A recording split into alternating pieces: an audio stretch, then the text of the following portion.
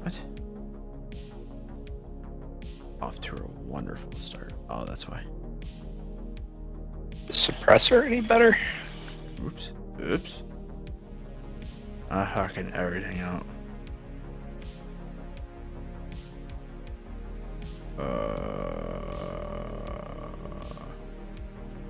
Does that work? That works. Yes. Yes.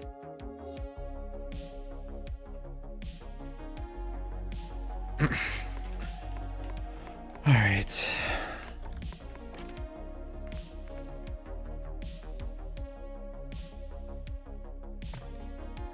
Hey, big money at Menards. I need to see if everything's actually working properly. I don't even know what the fuck's going on. It's kind of cool. Cool.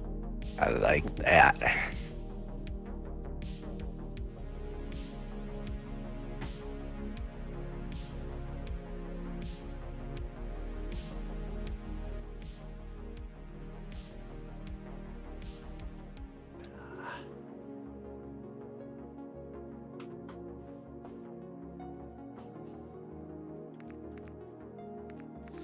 Been trying the new sniper. There's so many different builds for it that I don't even know. Just gonna roll with this, man. Whatever happens, happens, you know? I Except I don't like that suppressor. wait, do you not want me to start yet? What's the muzzle? For what gun?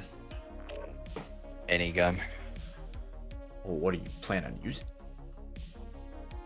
Bass P. Or Bass B. Bassby? Oh, Yeah. there's an actual loadout for that now. So I think I have it. What's the muzzle? I'm thinking it's probably gonna be the lock shot. No. What is it? The VT7 Spitfire suppressor. It is a suppressor, but it's not the one that I had. With the Venom long barrel, Bruin heavy support, vertical grip, Bruin heavy 45. support, 45, and then The vertical, bro. Hey man, just say. Only Vertical problem is if you grip get like a like shot, you're probably gonna lose the battle. That's the only problem with that gun. I've been trying it because I have a cool fucking skin for it. So I was like, fuck it, I'll try it. But all right. Yeah, I'm just. Wait, hold on. Do I have any cool? What do I have? Bonus.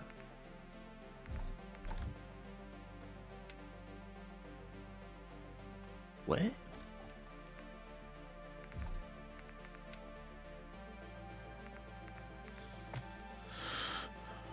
Taking all this shit off because I don't want it. Beethoven, Bruin, just kidding. We want the vertical grip. We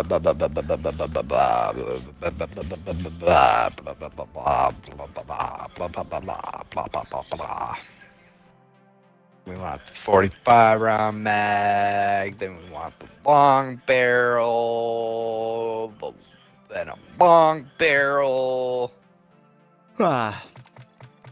then a long barrel, and then we want the glassless. Be it. That be it. Then we want cool camo for it. First place. Oh, we haven't gotten first place. Oh, we haven't played much. Right. Yeah, that makes sense. Oops.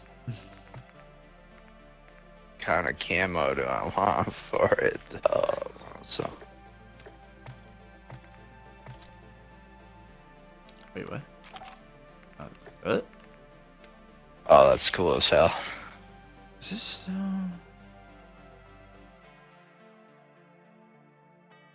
Then we want yellow on it. Huh.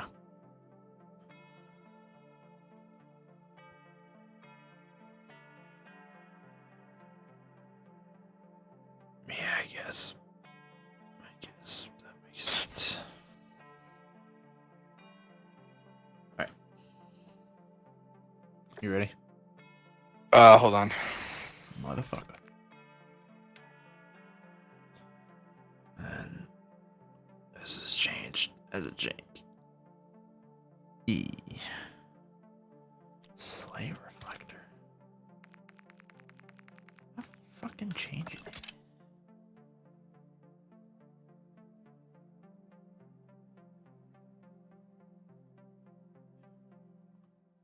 Yeah, that works. Yeah.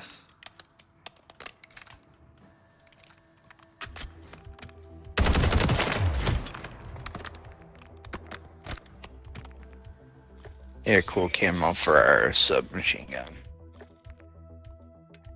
Did the HRM loadout change? Let me see.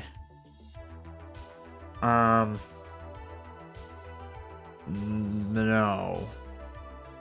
It's still like the high grain rounds, BW4 hand stop, folding stop, and flash hider. Or the Zeman 35 flash hider. Wait, BW4 hand stop. Yeah. Flash hider is, hold on. The Zeman. Hold on. Zeman, high grain rounds, 50 round mag, and folding stock. Yep. And then we want a cool camo for it.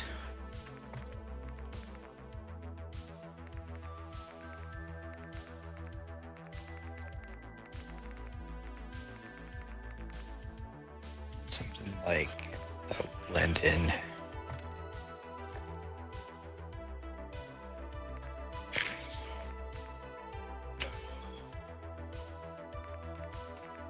What the hell?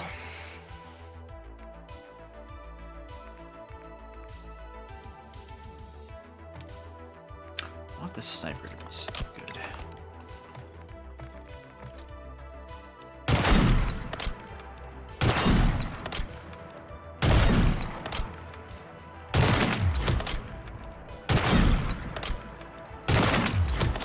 It's kind of cool, just like that. It just needs a decal on it.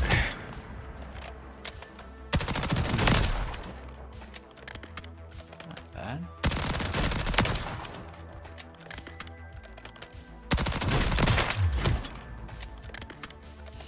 Terrible.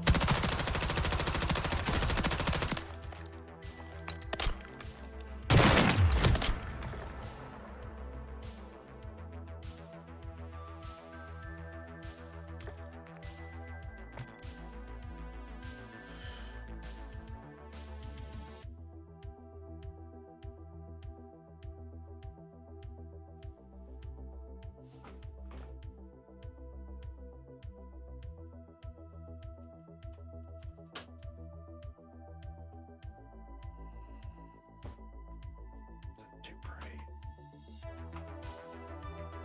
Alright, I'm ready. Ready? As I'll ever be. Oh. Done watching this game. I'm fucking over. I think the Penguins game is on, right?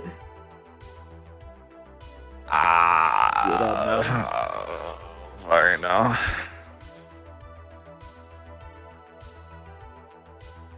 Monday Night Raw is on. Wrestling?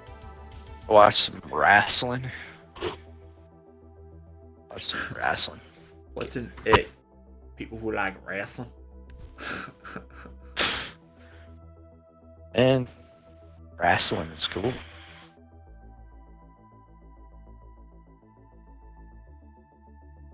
Dude, are we still not gonna find a fucking game? Okay, I'm plat 2. You're gold 3. It's not that big of a difference. Find somebody in between. Find a fucking gold 2. I don't fucking care. Just don't give us a bronze. I'd be set.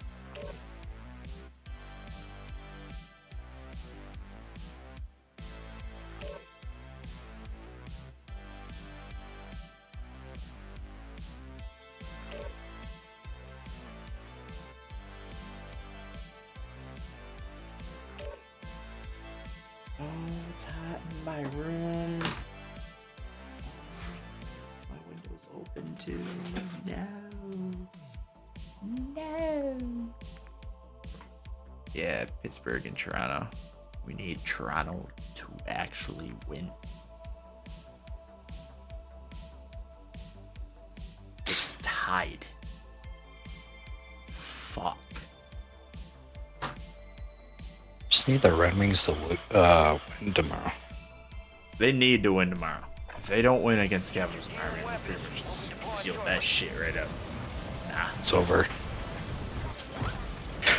I mean, I think it's over already, but I think they have to win at least 5. I think. See what happens.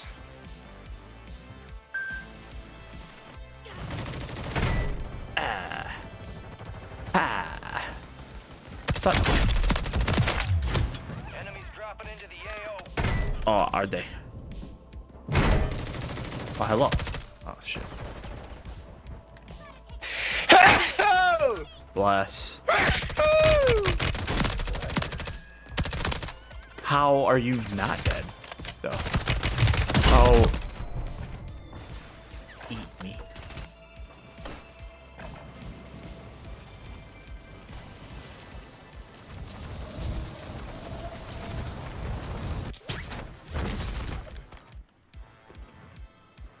Let's try this sniper out, huh?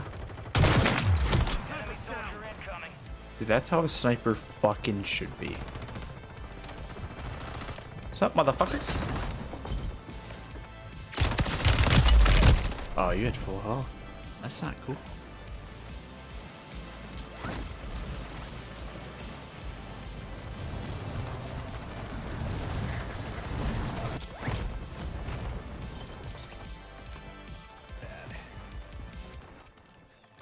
What's up, motherfucker?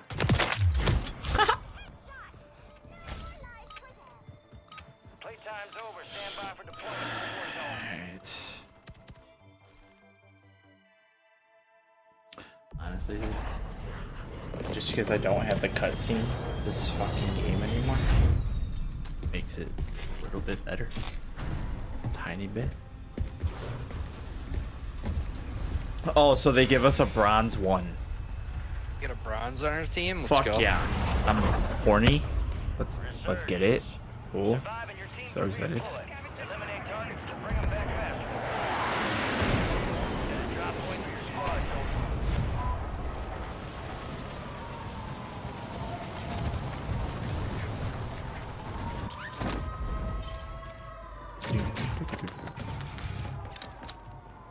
Enemies are dropping into the area. Watch the skies. Secure the supply box. Locations are marked on your attack map. Nice.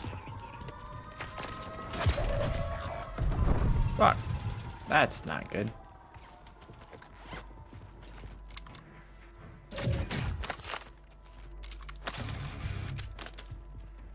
Planning Claymore. Your squad mates redeploying. Well done. Over here. Enemy movement. And this. Friendly ammo box here. Yes. Come on. Come on. You guys can do it. Come on. Come on. Hey. Hi. That squad Ah. down. Water strike. There's 2 teams here.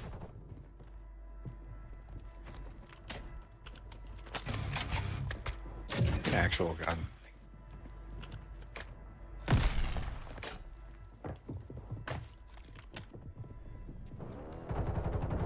On top of me. Whoa, whoa, whoa, whoa.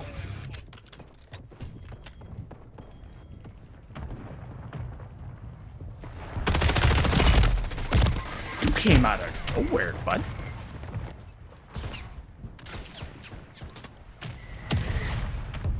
S the fuck. Oh.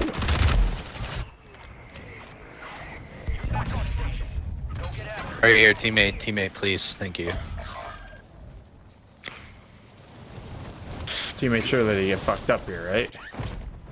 Or no? You got reinforcements inbound. Enemies dropping into the AO.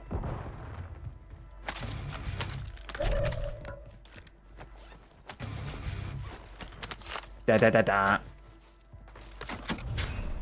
2 supply boxes secured. 1 remaining.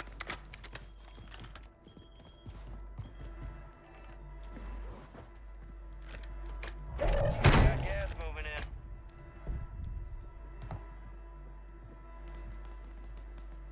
I see you over there.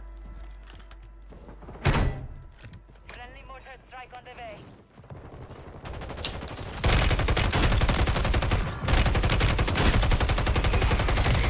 Motherfucker. Can we kill these kids, or what are we doing? I got one down and almost another one knocked, but Head to the safe zone. Ow. Your squad Ow. is back on station. there's no glory. How does that happen?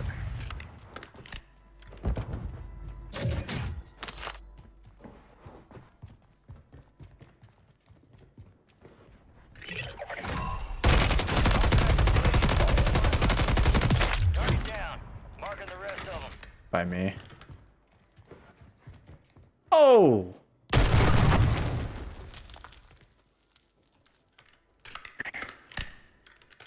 Yeah, they're close to me.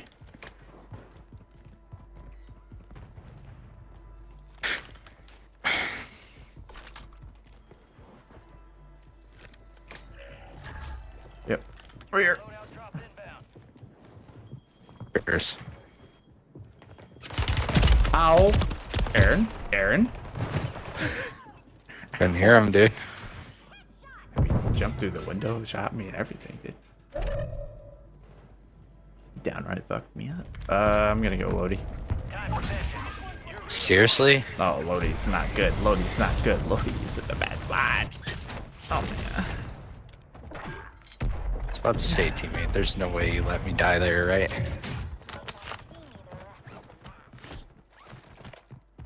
Oh, I may die. Oh, I may die. Yeah, I equipped this shit.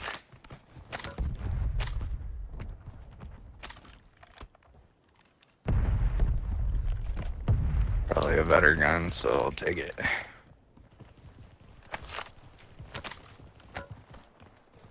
be some treats in there. I'm starving. Come on out, bud. Come on out. Come on. Over there. Watch out for over here. I think there's kids in here. I'm gonna go. You guys go get Lodi.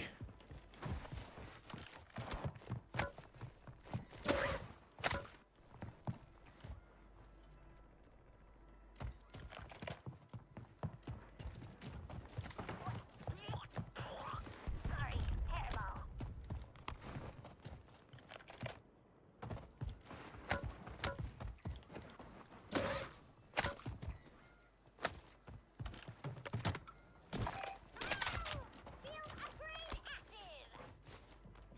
Yep, in here. I don't like this push at all. only 25 left. Keep up the good work.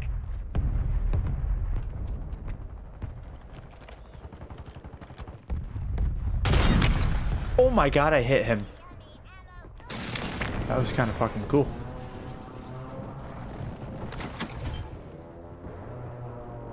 Bitch is a hit scan. Holy fuck. Your squad is into the safe zone. Enemy precision airstrike. Find cover. Great. All three of them are up there.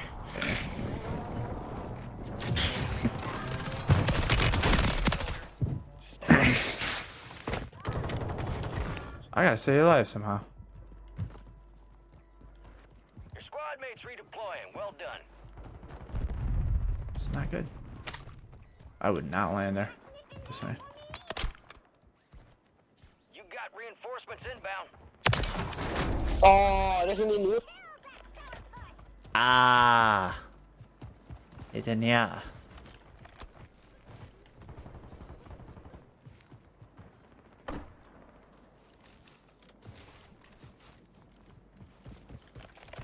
I don't like this. Oh, I don't like this. Oh, not what I wanted to do.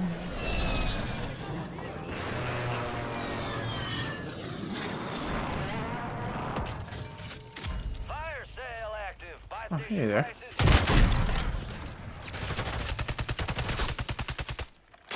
Alright. Wiener. Got one down up there.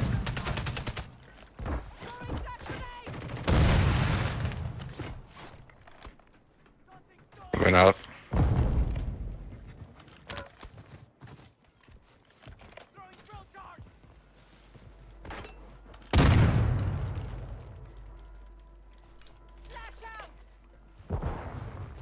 Resurgence is about to end. Make it count.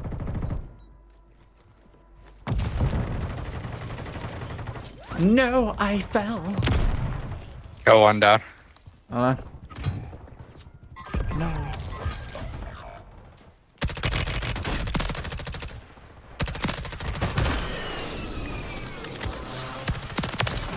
Bitch. Back on station. Good work. Big EP. You're losing ground. Move it. Oh, I want that. You gotta move. You got BP? Nah, thanks. Be advised, you still have squad mates outside the safe zone.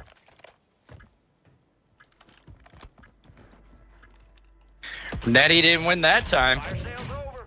Adjusting prices. C4 the motherfucker. Oh, fucking duh. Going straight in. Oh, going up there.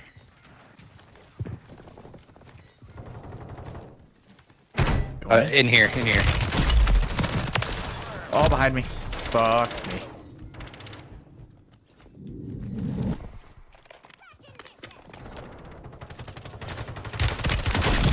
Same fucking kids. God damn it.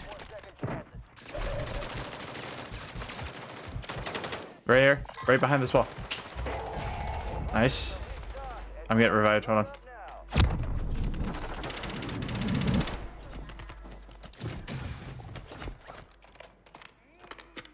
That yummy ammo goodness. Any selves? Any selves? No, no selves? Alright. Go fuck myself, I guess. I don't think this gun is it.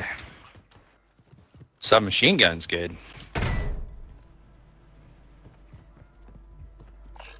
Sniper rifle here. Gas is moving.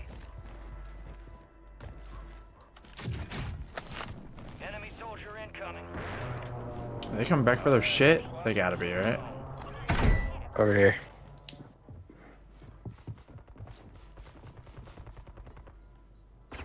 Weak in here somewhere. Hallway.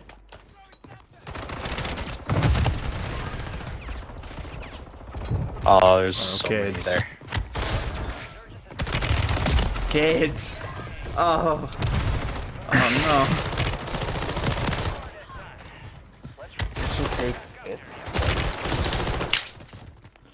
Yeah, they all pushed me. There was no way I was getting out of that. Ugh. No fucking way.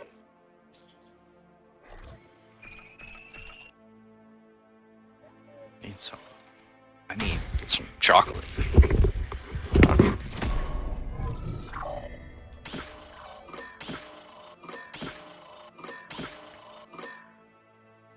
Yeah, sure.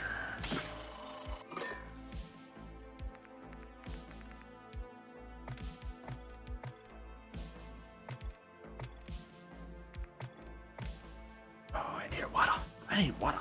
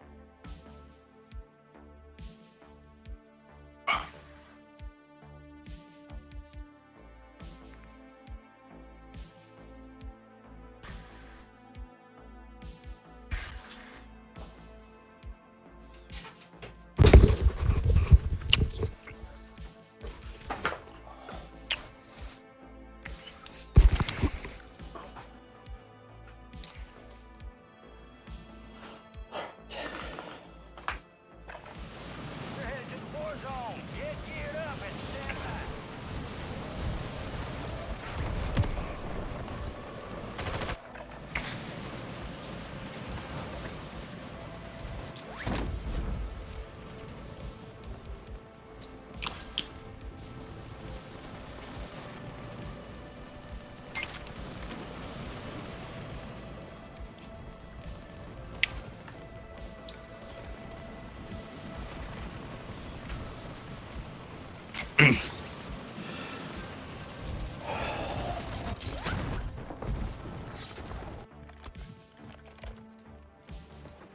Enemies What's up, dropping bitch? into the AO.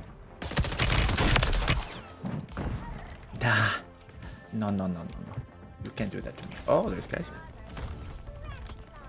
Oh, hello. Alright.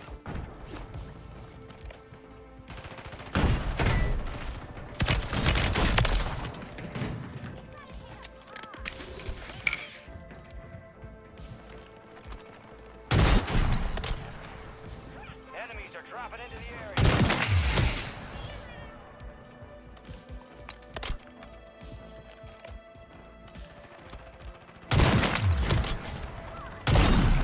What? Throw the stun grenade. Oops. No.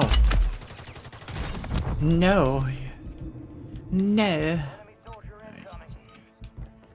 All stations, we are clear to go. Stand by for deployment.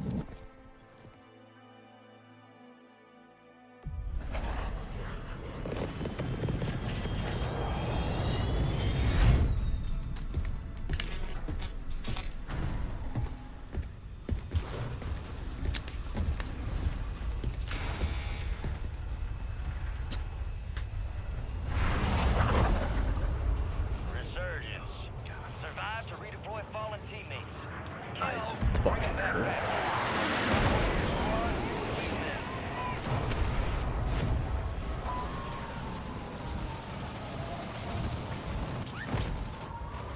Team with us. 2 teams with us. Looks like. Oh shit! Don't hit that. No! What the fuck? How? Why?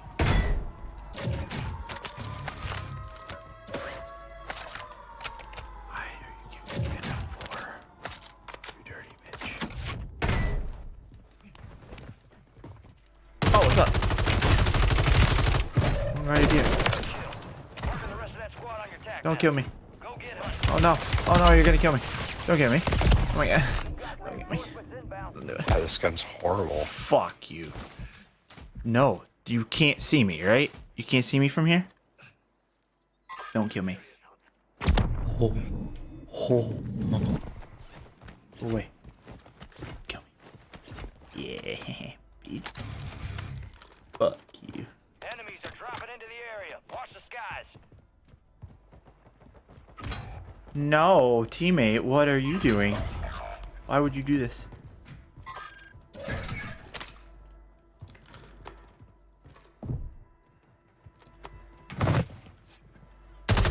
Confirmed, and we located the rest of them. Fuck. It's not good.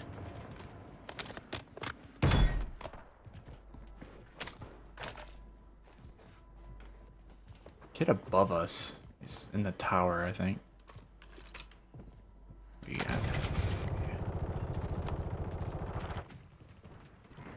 Throwing grenade. Ow. Dropping into the AO.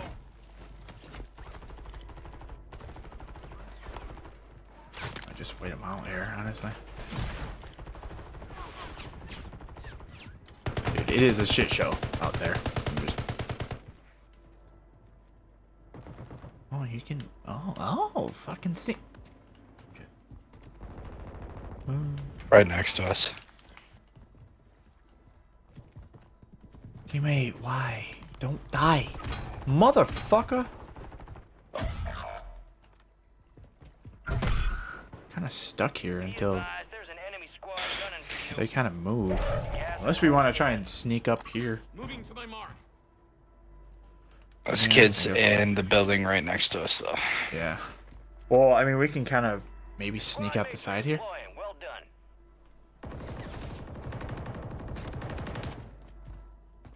Or Yeah. Sneak out through this window.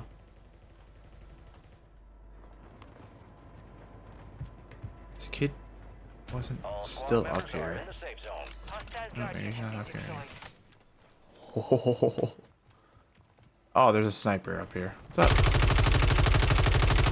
Nah. Nope. Nope. Can't hit you. Mm-mm. Mm-mm. No way. Oh. teammates. The fuck happened? Just going in random buildings, dude. Yeah. No. Fuck you. That squad on your tack You're not beating me on that.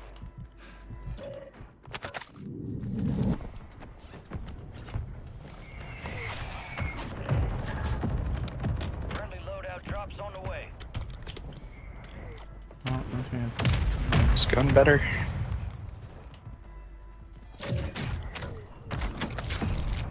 I have something in my fucking eye.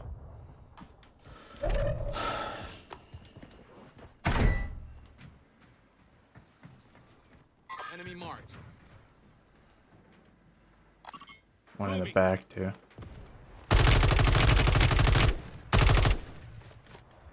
I just want to kill him.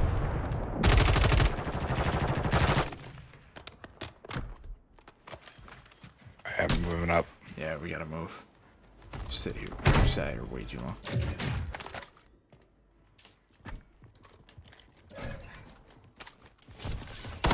You fucker. You bitch. Putting a fucking... Oh my god, no. No, you can't kill me.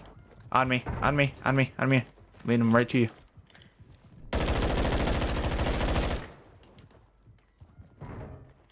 Coming in.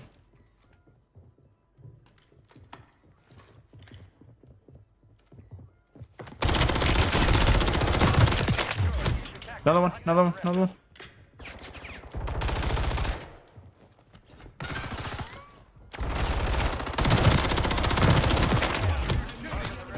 Wait. Grenade, Captain. Oh, Hang on, I got. He's outside. The enemy lost Stairs. track of you. Good work down there. Oh, yeah, do weapons already? Thanks.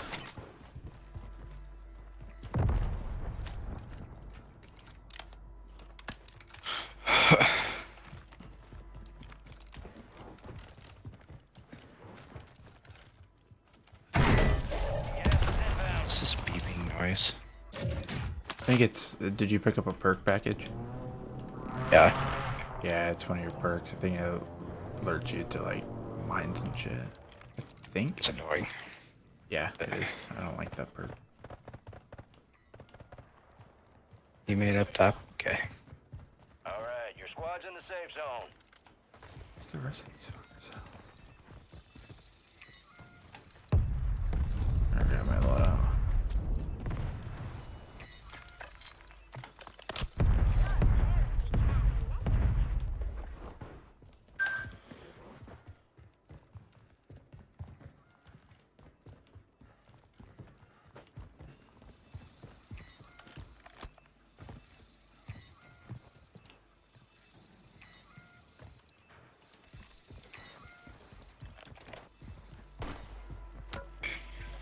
Better be some treats in there. We're free for a second. I think. Oh. Oh. You trying to snipe me? Legit? Like, you're being a bitch?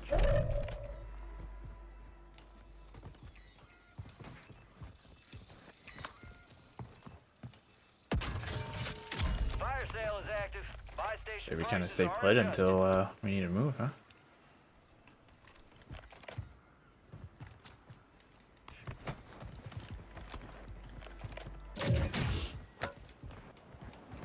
At least they toned down the kill streaks. Oh, I gotta sneeze. 25 Are you just- remaining, solid work. Fuck.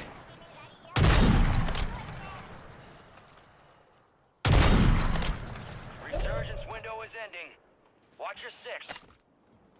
Better be some treats in there. I'm starving.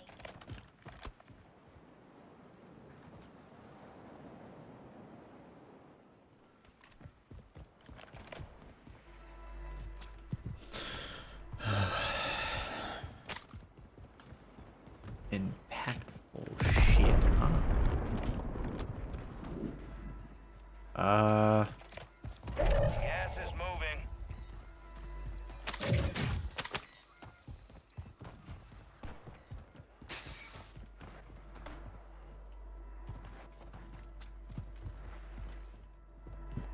Move to the safe zone.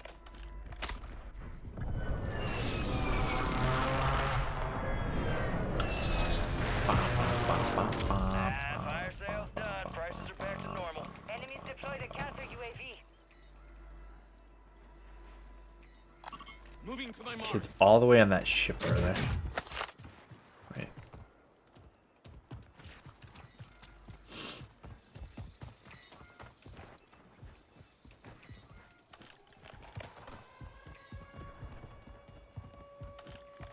That's not the nuke, is it?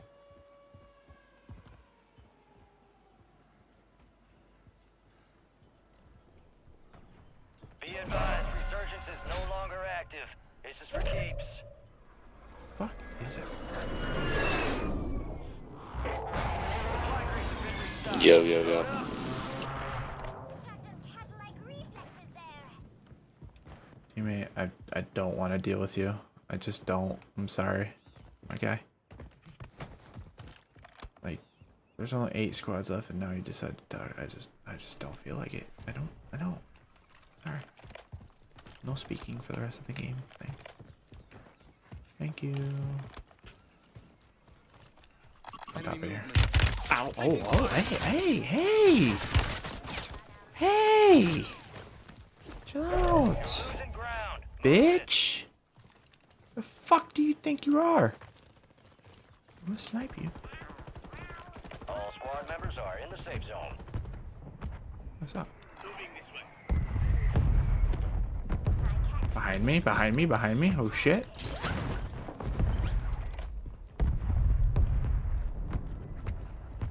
No, don't look at me. No, don't look at me. No, don't do it. No. Ow!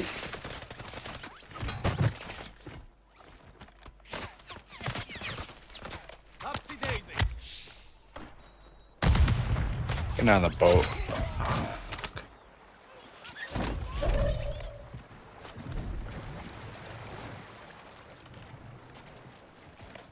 There were kids on here. Looking. I can try and get teammate. There's kids up there. Yep, up here, up here, up here. Just hide under the ramp. Shut up, teammate. I know.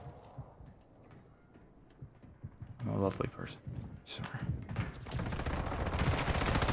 They're all there. They're all there.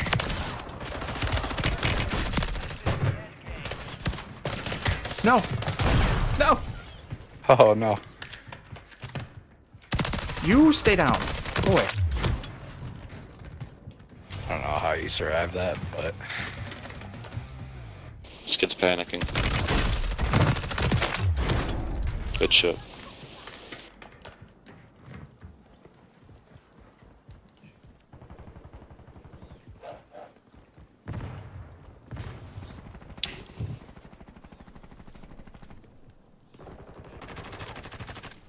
I don't want to do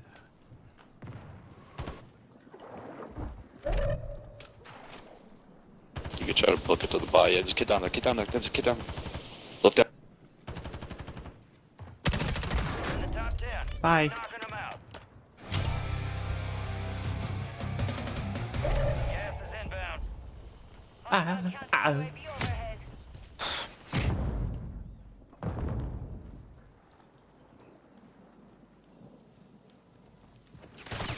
No.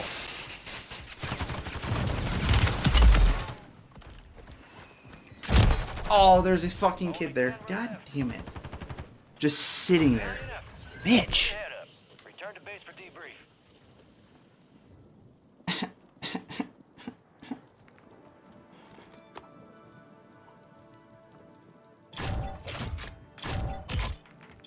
Two fifth places. Son of a bitch.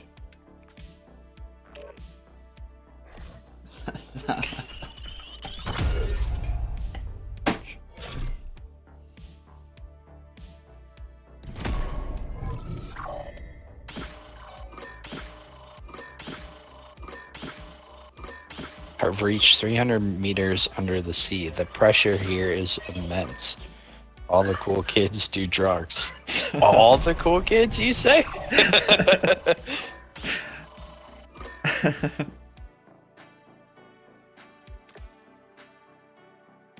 Alright, I gotta change this. This is the same again. It's just, it's not it. ain't it.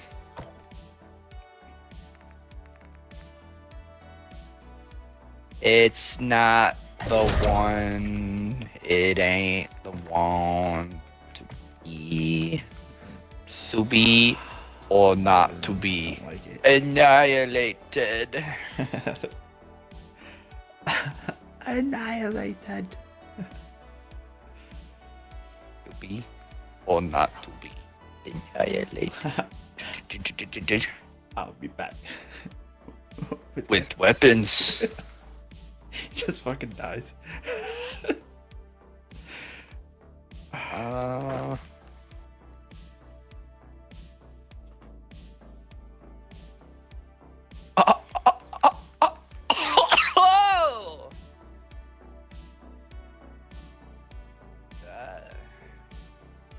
Fucking love that.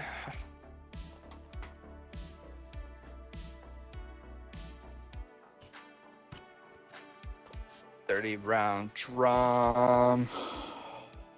Oh god, what are you using?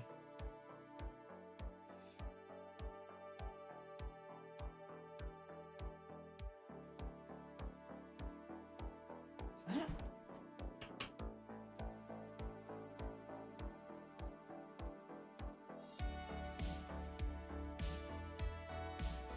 No. Nah. Oh shit.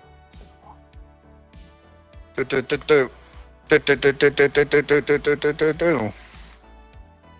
the Bruin grip better on this gun? It might be. Let's see. Oh, it hell for sure is not. What?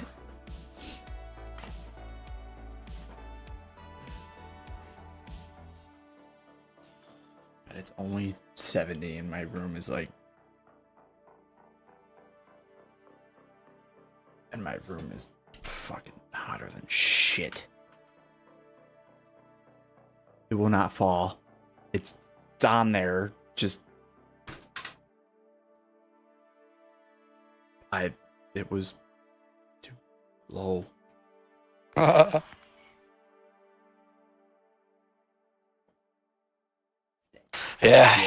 I don't really know what gun to use.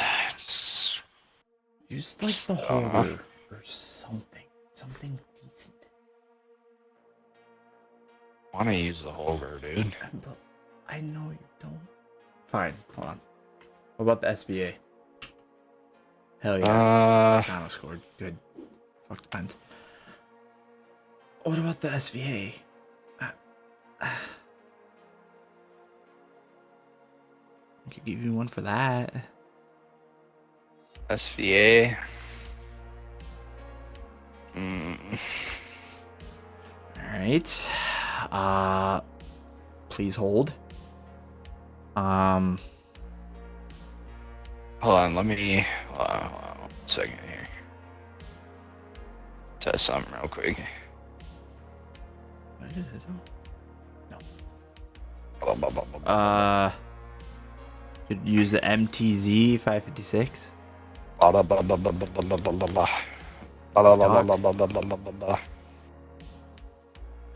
Ram 7. MP7 suppressor. And a 45 mag. What are you using now? Oh, I hate that. Hate that so much. Yeah. I don't know.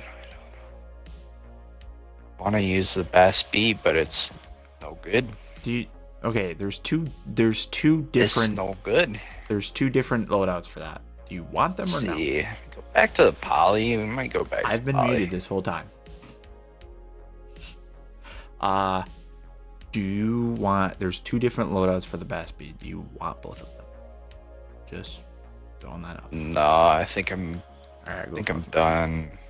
Scoot. Yeah, I think I'm done with that. Cool. Thought you wanted to use it. I just not feeling it, you know. Do I use the bull pop for the? I think I do. The what? I don't love it. The what? The poly. Oh god, you're trying to use poly. Fuck. Hold on. I don't know that one.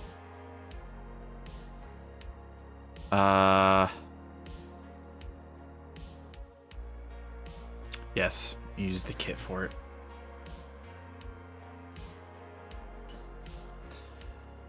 You do. We use what muzzle for it though? The VT7.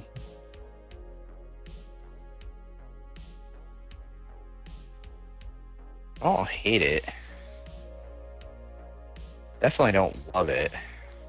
Well, oh wait, hold on. There's actually for the Resurgence loadout, there's no muzzle. Well, I think I'm gonna take the bull pop off Oh. because I'm, like I said, I'm not in love with it. You know what I'm saying? Just not. I think we're gonna do that. I'm sweating. 7 vertical. Sucks.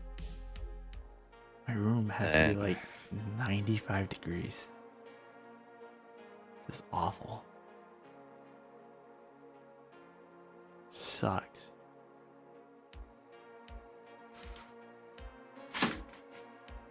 See, I fucking hate this too. It's just there's no fun guns to use. Okay. Hold on. Like I might just hold. go back to old school and forward it. What?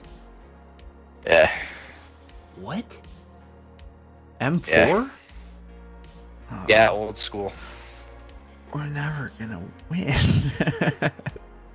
You'll be alright, man. Never know. Take it easy. Alright, hold on. It's gotta be somewhere on here somewhere. Fucking C tier or some shit. Take it easy. Chill out, bro. Hold on. It's okay. See, there's just like no fun guns to use. Like, it's just. Oh, there's plenty. You're just uninspiring. not using them. Yes. It's uninspiring. I am guns. sweat boy. It's bad in here. My butt crack is wet. It's not good. This one's kind of fun. I'm just gonna say it. I don't like this. Bad Hurricane long summer. range, though. Hurricane summer. This fucking sucks. Shits and gigs. I'm gonna try this. Can you pick a loadout? Please. Please. Are you done? Are you done?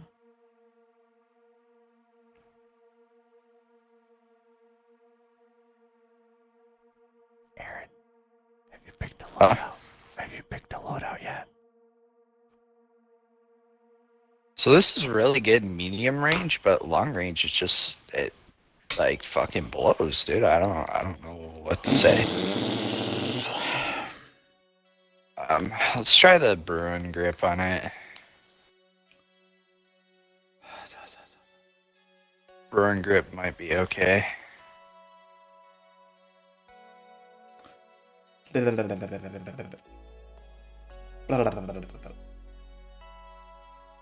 Like, Yeah, I like that. That's fun. Aaron, do you? Okay, fine. What? I'll play it long. Do you want me like pick a number, or I'll pick Huh? a number? Like you assign a couple weapons to a number, and I get to pick what the fuck you use. It's kind of cool idea, but Like, dude, I'm just fucking sitting here, sweat rolling down the small of my back and my butt crack. I just want to play. yeah, I just like I said, dude, I gotta feel inspired. Nothing is inspiring me right now. Use a sniper. You know, Use a sniper. Shit. I don't think the sniper is gonna inspire me though. You know, I just, you know, it's just kind of like whatever, you know. Let's try this. Hold on. Oh, I hate that camo though.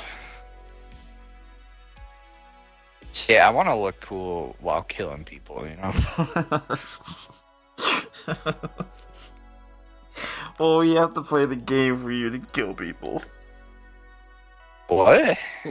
What? Oh wait, what? Wait, Yeah, what? Oh, I can't see. gotta play the game. Huh? Yeah, dude, I would love to play the game.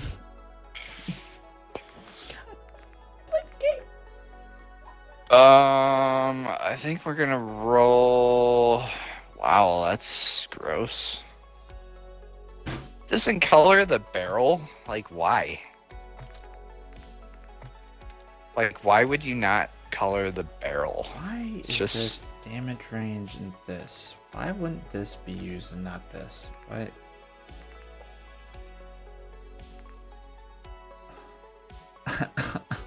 Yeah, sure, I'll just try one game.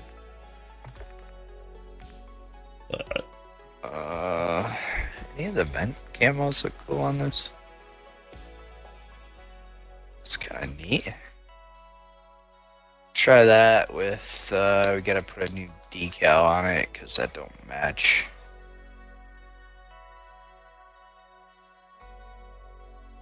Ooh, it's kind of nasty. Let's take a look at that.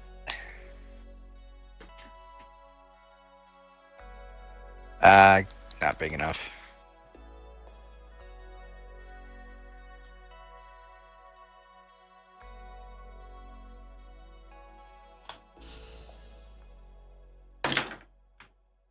That would look cool with the right color. Bro, Yeah. bro. Now let's If throw. he does not pick a we fucking need like loadout a in 2 seconds, neon color. I might report him. Um, I might. yeah, for neon. I'm not fucking with you. This is bad. Neon, like I just want to play the fucking game. That's all I want to do. light That's blue. all I want to do. I want to play a game.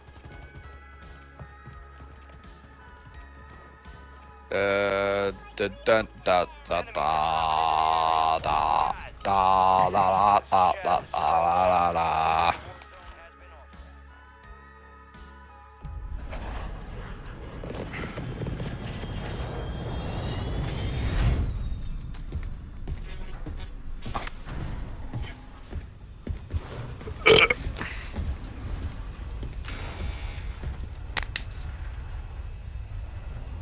Alright, teammate.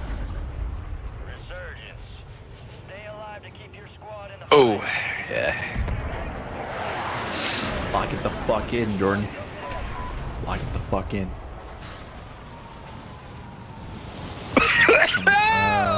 We got a team? Enemies dropping into the Got AO. lots of teams.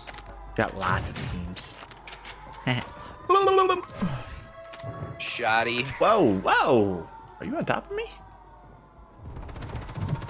Wow!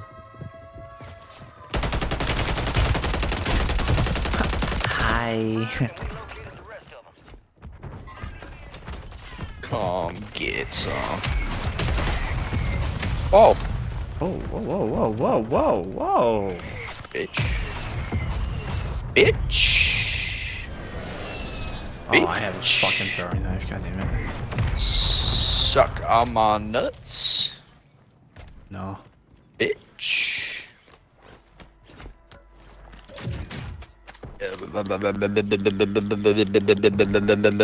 Just run at 100 miles an hour because that's what kids do in this game. They're just jumping around, fucking 300 sensitivity, like 360 no scope. Like, check me out, bro. I'm so cool. Whoa. You. Whoa. Whoa. Oh, my aim's bad. How? How did you shoot me out of that? Fuck you. That didn't crack your shields, huh? Wait, what? No crack at the shields. No crack at the shields. MTZ What's up? Interceptor? Hi. Ooh. Noobus.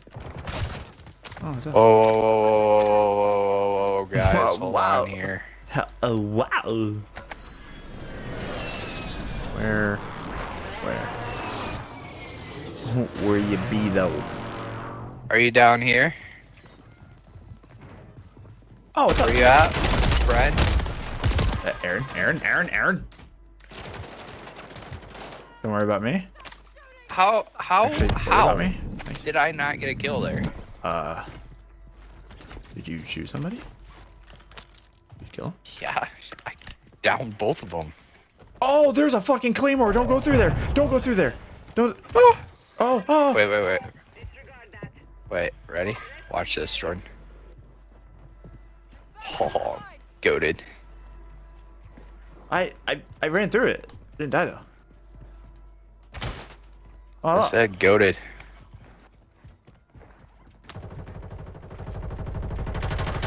where? Oh. Get to Go the away. safe zone. That kid's weak. Kill me. Don't kill me. Don't do it, you spicy bitch, you. Oh, hello. Oh, you are fucking me up. Go away.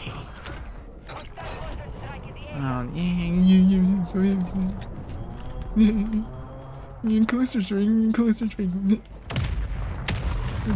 I can't leave this fucking building now. God damn it.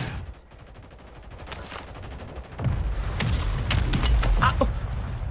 I'm in the garage. How are you fucking hitting me? Bullshit. Oh, I can go around. Oh, I'm being shot from above. No. Loadout drop headed your way. Now they're shooting us from above. We out here. Alright, you're just annoying me. You're getting fucking frustrated, bitch.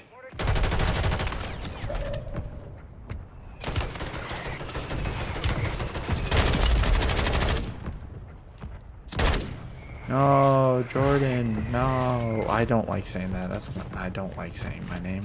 I just don't. Hey, Jordan. If you say it, it's fine, but I can't say it, dude. Hey, Jordan. Bitch! Oh, fuck.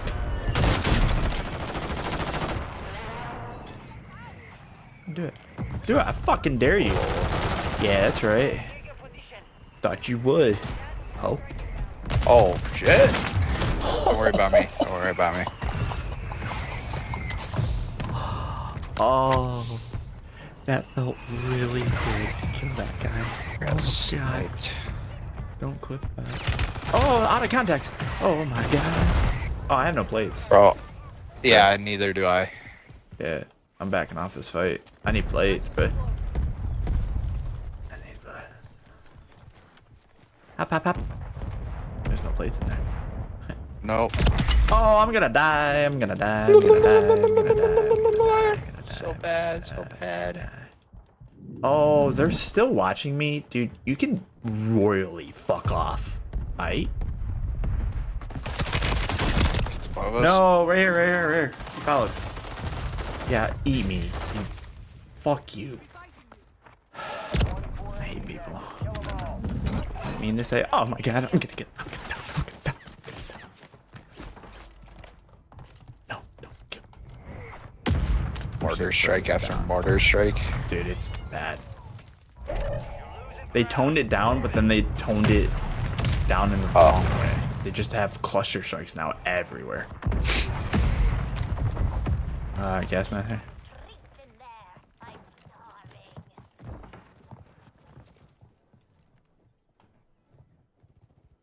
So, oh, Head to the safe zone. head to the safe zone. Get fuck off, though. That's what you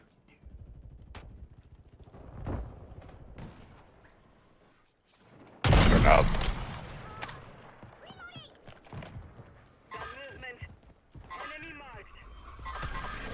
Teammate, don't worry about it. Teammate, don't worry about it.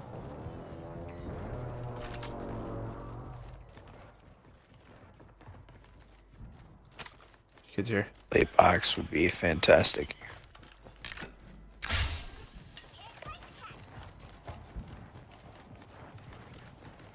You want a full rage mode? Let's go. Crack one.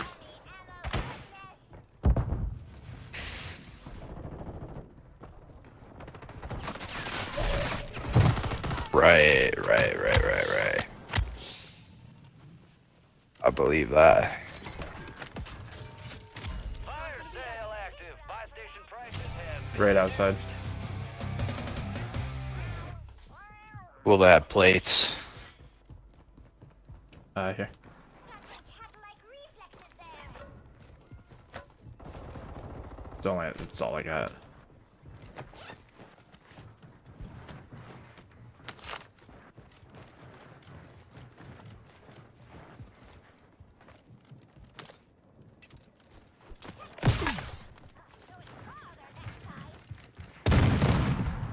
Get ready. Resurgence window is about to close.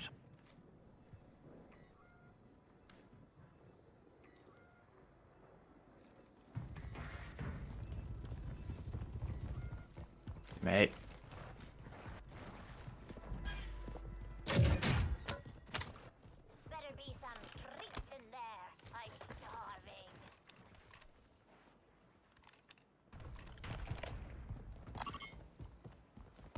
Moving. Got gas moving in. Yeah, moving in.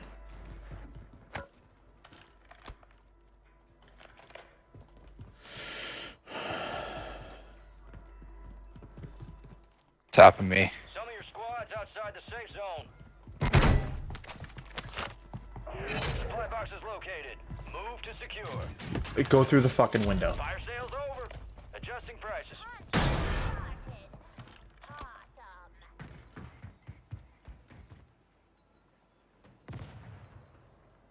We've been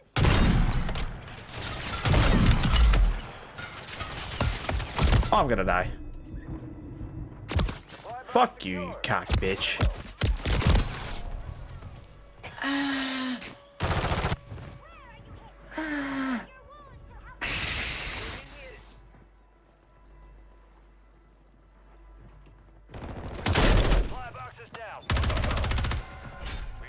I'm gonna try and land on my stuff too. Second chances.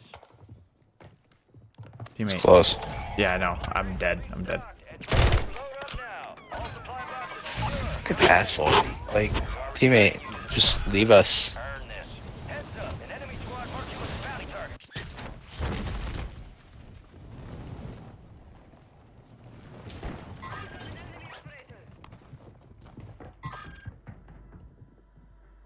Give me a break.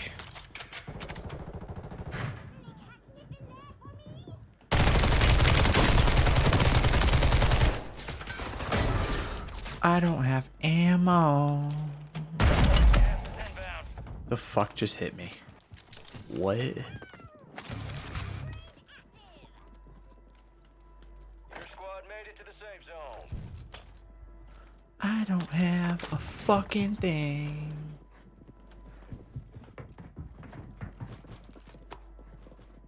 To kill these guys. Enemies deployed a counter UAV. So.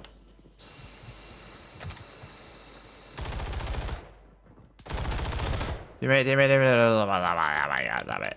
Stop.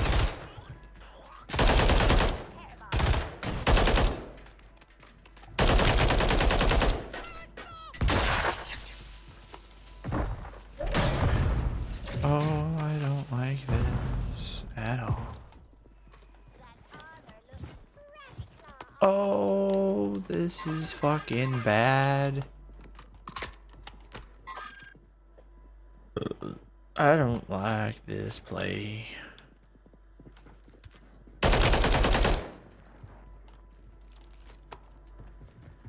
Anyways, don't. Just telling you don't. Don't. Gas is closing in. I know these kids suck, but don't. Get your squad to the safe zone. No one gets left behind.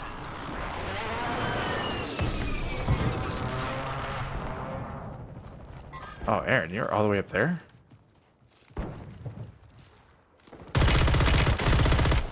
I'm running out of ammo though. Oh, teammate, I thought you had my back there, my guy.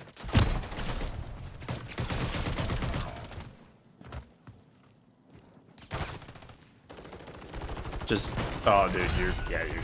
25, we're still standing. We lost that one. Got a kill out of it. Fuck it. I'll get him one of these days. Yay. As long as I'm positive. Oh, fuck. Yeah, like, we're actually getting positive, so fuck it. Go for it. Alright, I need a different playlist here. I'm not vibing. No vibes.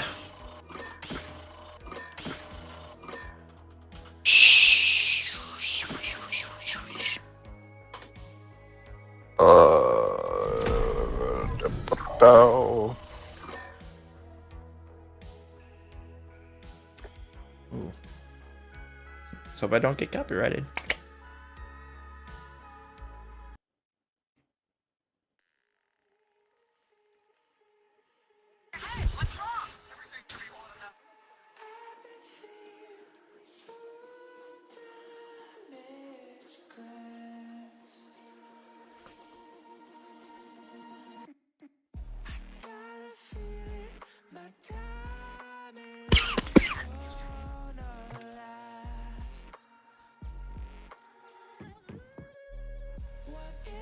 Bad.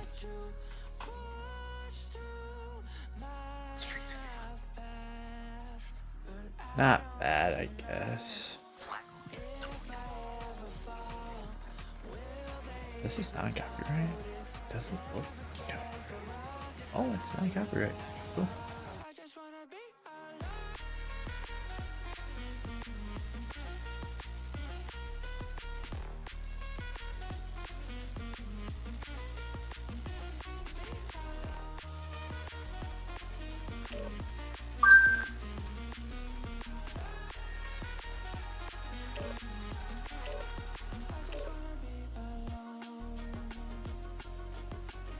Not bad.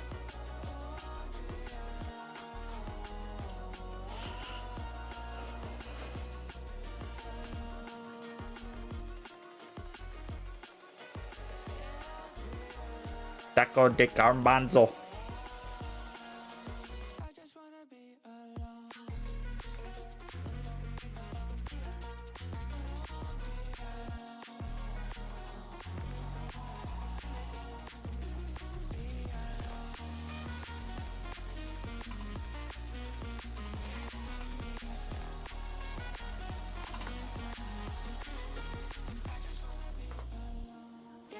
Use this time for some target practice.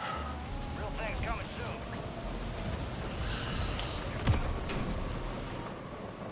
Enemies are dropping into the area. Watch the skies.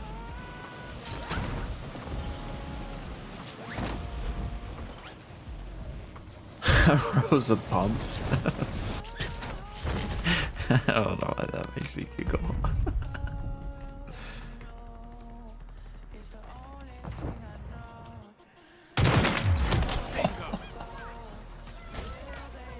That feels really good.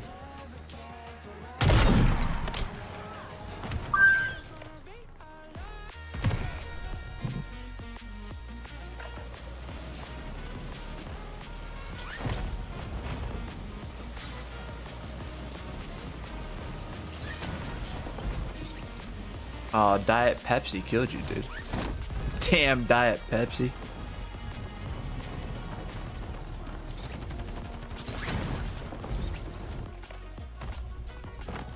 Oh. And you still lost. I don't know what to tell you. Jesus. I don't even have plates on. Huh.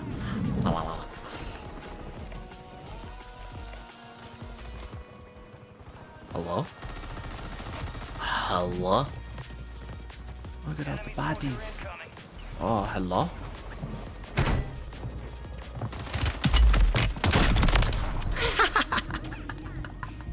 I killed Diet Pepsi. Get it. Sup? Oh, I can't get in like that. Damn it.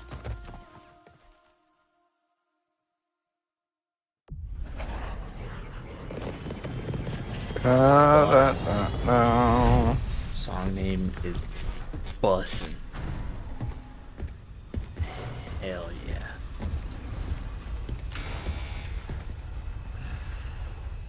That shit be busting for real, for real. That shit be buzzing for real. Survive and your team can redeploy. On Eliminate God. On yeah. drop point for your squad, soldier. Strongholds. Whoops. Sorry, teammate. My bad. Teammate. Hey, teammate. Hey, garbanzo beans. Fucking get it, bruh. We're not. I guess we'll go fuck ourselves, dude. Let's see. I like that. Let me get up, bro, and going, you know, love that Bruins guns ass. Oh. That kind of freaked me out. Kind of tickled my pickle for a second there. Is it tickling your pickle? Kind of tickled the pickle a little bit. This is what happens when we play too much Call of Duty. Ha. You taking on the pickle? Where are these bitch hoes? You're using a rotary phone. Like, what fucking era are we in here? Ooh. Get shit on. Wow. I was about to say, you're dying. You're dying! Whoa, whoa, whoa, whoa, you just blend into the fucking background? Well, yeah. Fucking camo is dark as hell.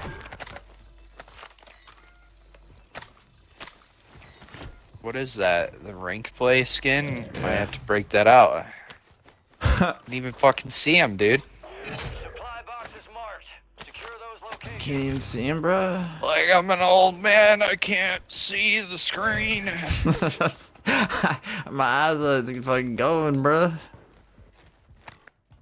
We're 30 years old now. We old as fuck. Supply box down. 2 remain. And we're playing Call of Duty at 30 years old, dude. Should we rethink things? Nah, man. man. Fuck that shit, bruh. I ain't I reading think we shit. should have rethink things a long time ago, man. when we decided to play it for the first time. All those years ago. We get enough money so we can like get one out. Like, Load out. I wanna load out. take my money, teammate. Oh yeah. There you go. Come back so we can get loady. Oh. Friendly loadout drop on the way. Back is hurting me.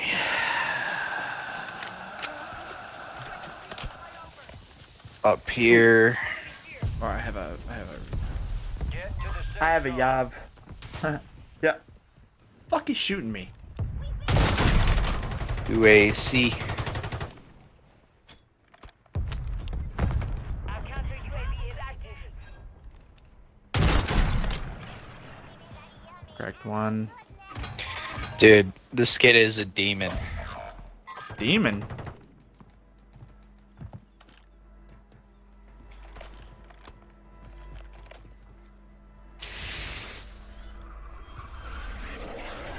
Why is he a demon, dude? Just go to Fucking all over the fuck place. Ha. Get my loadout. Come on through. Fuck, kill him with a pistol, I don't care. On me. Bitch. Oh, there's another one.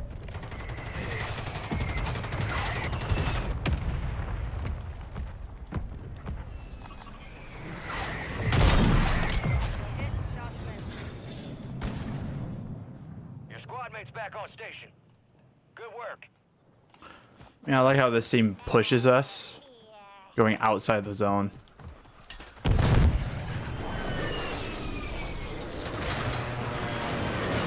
The team that's up top is just sitting there.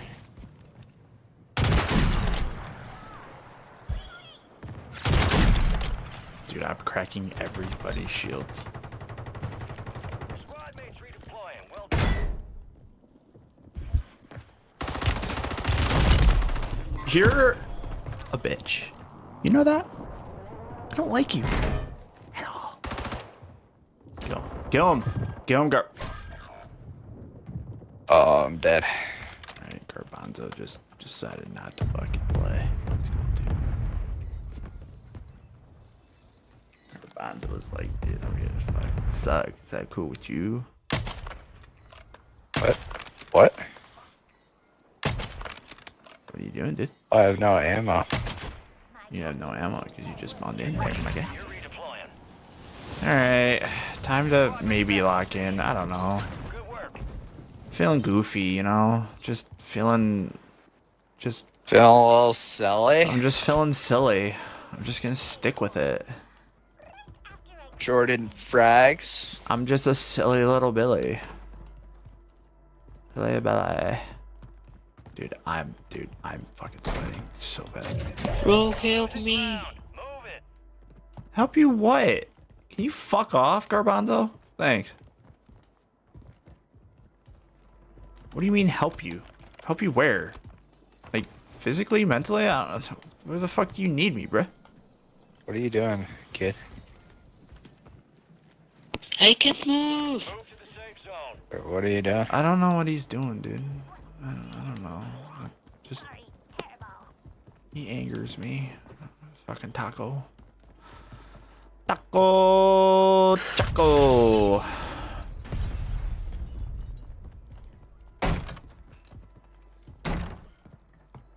Where is all the fucking ammo? Garbanzo taco. Garbanzo. Like, why did you? Why is this your play here? You put it like in the middle here. Thanks. And you put it outside. What are we doing? Thanks for the ammo though. Still a little bitch though.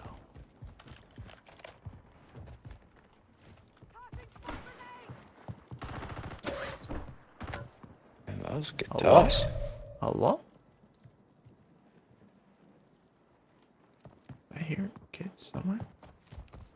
Oh, Fire sales active. Buy station prices are adjusted. Why is Garbanzo up there? Taco, you're gonna die, Taco. Rice cake. Taco rice cake. You made me run all this way. Don't like you. 25 are left. Stay sharp. Hunter. Dishonor on you. Dishonor on your family. I don't like you. Resurgence is about to end. Make it count. right here. So cool. Thanks. Thanks so much. Where? Over here? Where he be though? Oh, they're looking at me. Oh my god, my fucking back. God damn. What the hell's happening to me?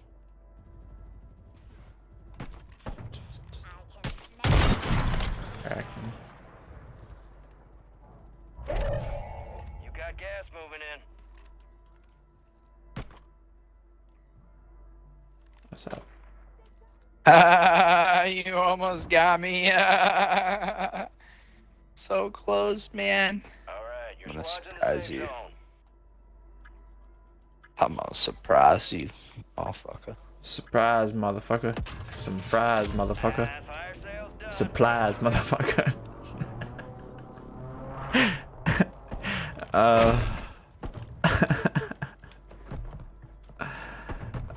Telling me yeah. I missed that shit? Yeah, No you way. missed it. You definitely missed. Sorry. I should throw this down, shouldn't I? Just to protect my... The fuck is that? Is there a nuke? Are we nuking? Bitch. Bitch. Eat me. Damn it. Resurgence is no longer active. Ow. Oh, don't try and snipe me. Oh, this is the kid that killed me. Yeah, you're definitely dying. Supply crates have been restocked. Load up. What? Taco. You're such a wiener. Help me, help me, help me. I don't even know how to get up there. I'd love to help you there, my guy, but oh, you're all the way up there, you dumbo.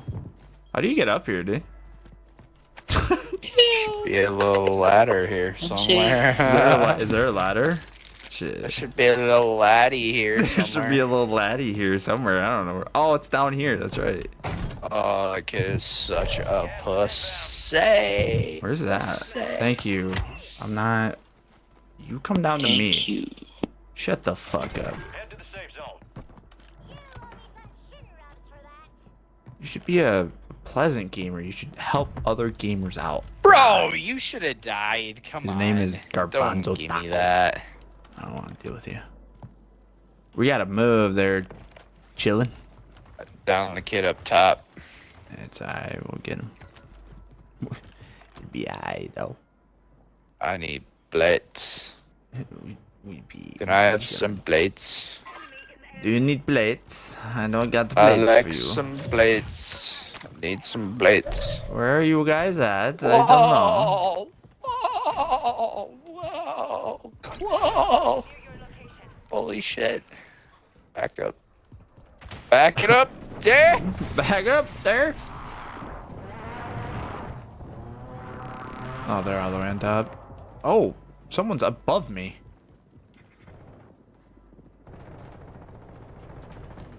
Right here.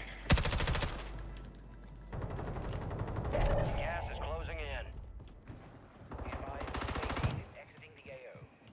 Get to the safe zone. Good job, teammate. Maybe I was wrong about you. Maybe. I don't know. Don't have a lot of hope. They're stippy stomping all up top. I don't like it. They fucking... What's up? Oh, I lost. Yikes. Oh. Teammate, they're gonna be up top, bro. Oh, shit. Wait. Wait. I'm coming. Oh, I'm coming. No, don't revive me in the gas. Oh, you dumb motherfucker. Do not kill me. I swear to God, I will fucking curse you. Oh my God. That's my shot. I'm so good. Oh, kid. No. Just go. Hey, just go. Oh, I'm being sniped. Oh, hell. There's a... Fuck me. Yeah, I missed my shot, We bro. were supposed to... Hey, dude, we got 4th place. Yeah. Oh, we got 3rd place. We're being targeted. Oh my God. Oh, dude, you're fragging. Oh, you're not even alive. I thought you were alive. No. Oh my God, you're gonna die. Good smoke? No, wait, what are you doing? Don't get that. Dude, we got 2nd place for that? Fucking, we are goated. Yeah, I think that's a good time to stop, God damn. too. I think it's only on the way down from here on out. I mean, we didn't do too bad. We didn't do too bad, I guess. I'm gonna come out. I'm gonna leave the casino on top.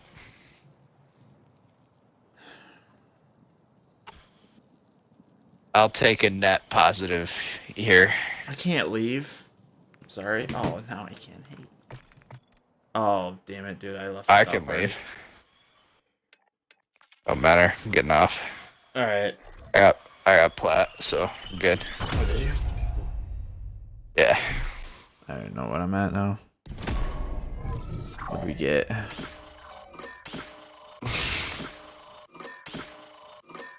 Plat's good enough for me. 52 points for that? That's dumbass shit. I'm almost plat 3. Alright, I Yeah, will be on tomorrow. Should be on Wednesday. I might not be on Wednesday. I might. We'll see. The fuck, man. We'll see. There's no guarantees. I should be on this weekend, though. I know I said I was going to be on yesterday, but I wasn't. Debatable but I should- for me on the weekend. Should be on this weekend, so should be. Alright, yeah, debatable. I'll let you know. Alright. Okay. Peace. Peace.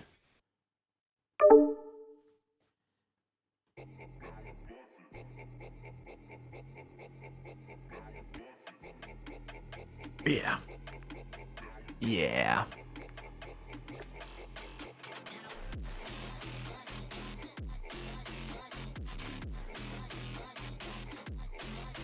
God damn.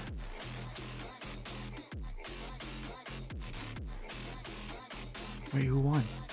Oh no! Who won?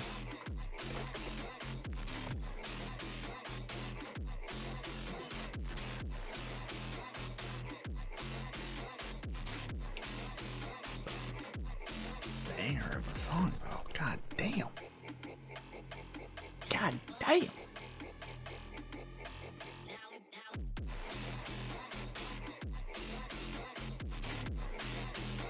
God damn. Wait, who won? Who won the fucking Penguins game? Way. Way. Oop. Oh, Maple Leafs won. Ah.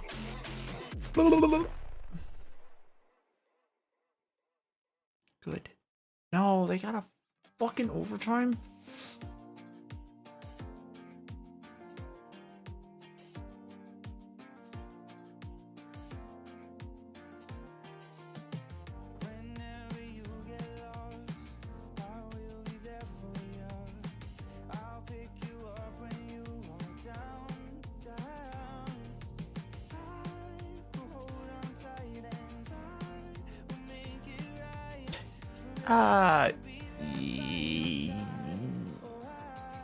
Yeah.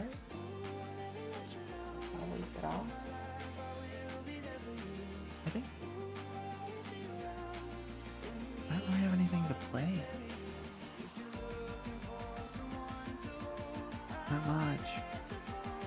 I'm not even that tired, but I have nothing left to play.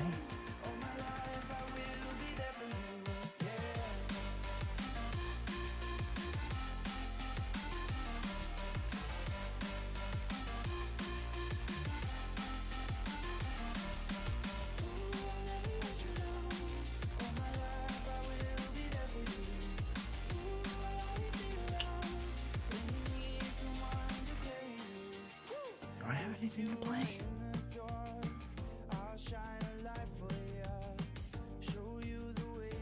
What am I gonna do?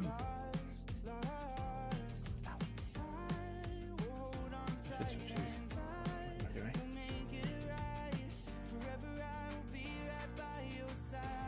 A watch party?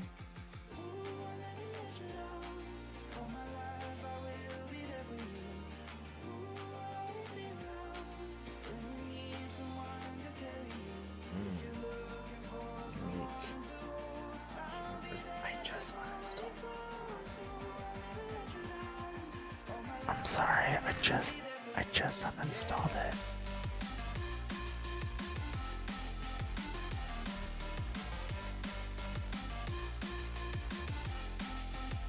I mean, next to watch party. I'm sorry. It took a lot of space. Like it was like 250 gigs.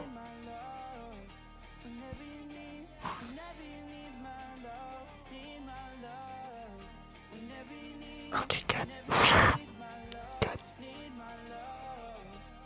No, I had fun playing it for like 2 seconds. It looks so good on PC. I only played it on Xbox. It looked good. But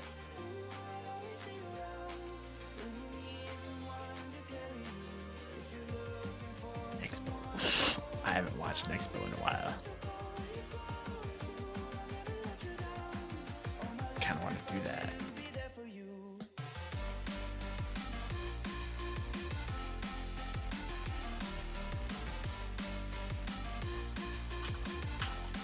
Whoop.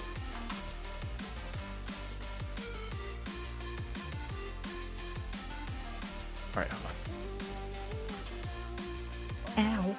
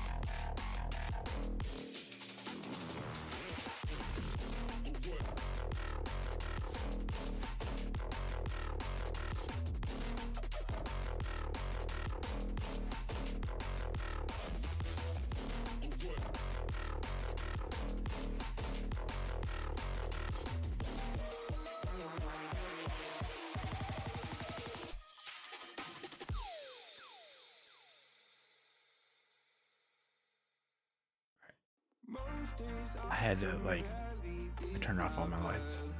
I think it's appropriate for next ball. Just saying. It's still so hot. Oh. Right. What's next?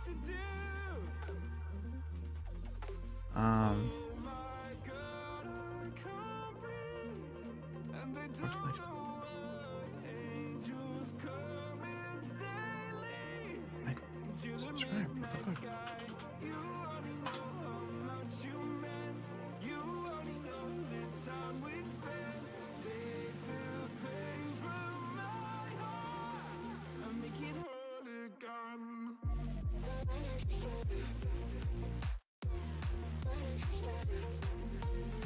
Fall Flight 123, is that the new one?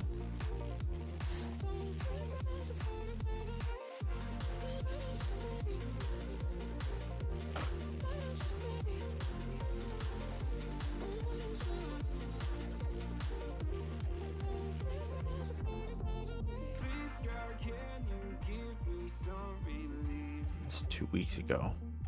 This is the latest one. Who's talking outside? Oh wait. Do you want to watch that one?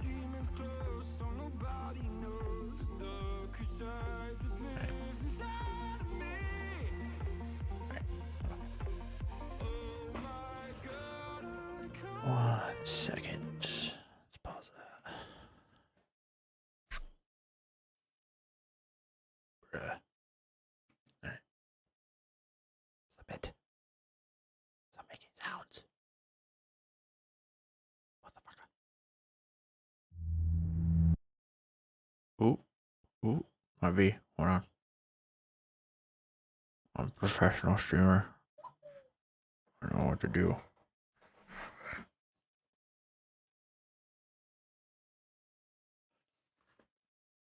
I know what to do.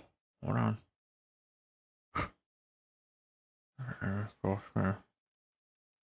Oh, wait. Window cover. Right. Yeah.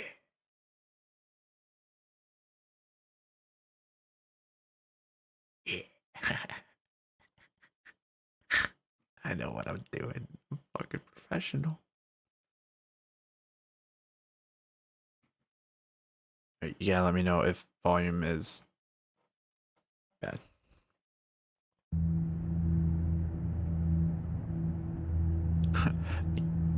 Mechanic.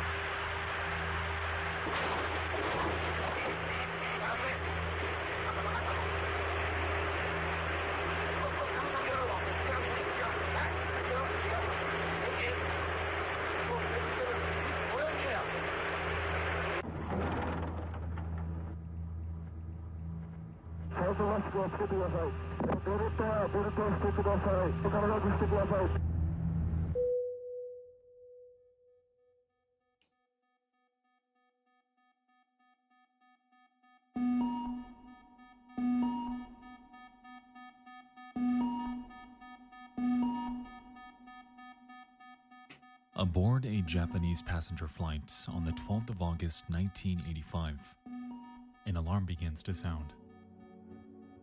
Unbeknownst to the pilots, the plane had just undergone a rapid decompression, leaving them scrambling to get the aircraft under control.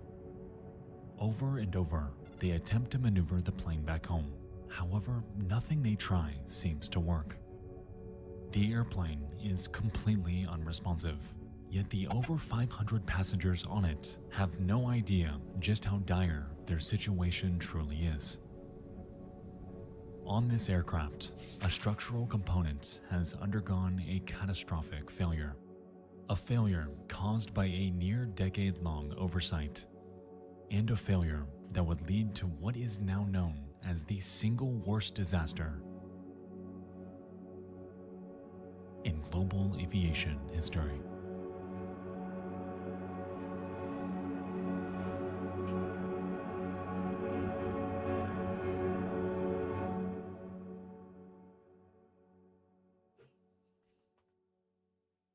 Tonight's video is sponsored by Incogni. As we move towards an increasingly interconnected world, Oh, there's chapters. it's Monday.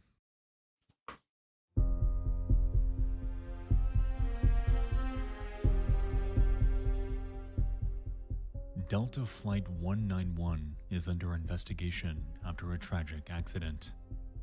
A string of unsolved murders grips a small town in Washington.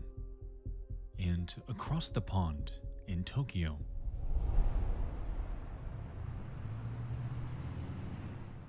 it's rush hour.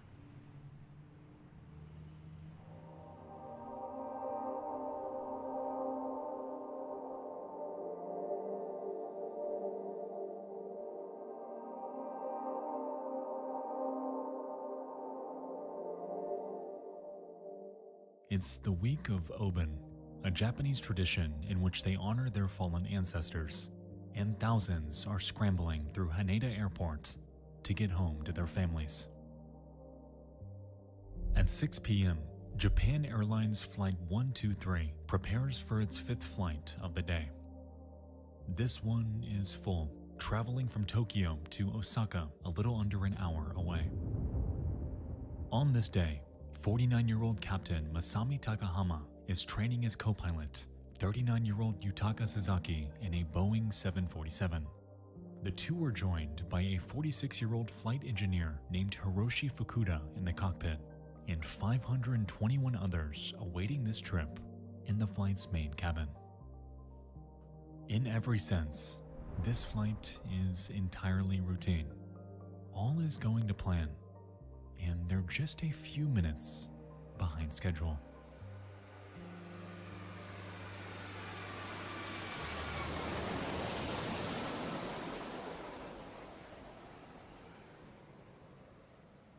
Japan Airlines Flight 123 takes off at 6:12 p.m.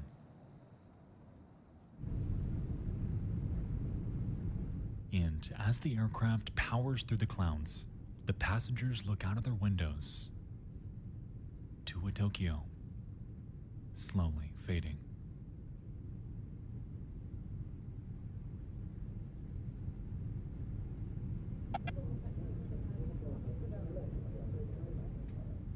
"12 minutes in, and they're nearing the cruising altitude of 24,000 feet. And just as everyone's getting settled in,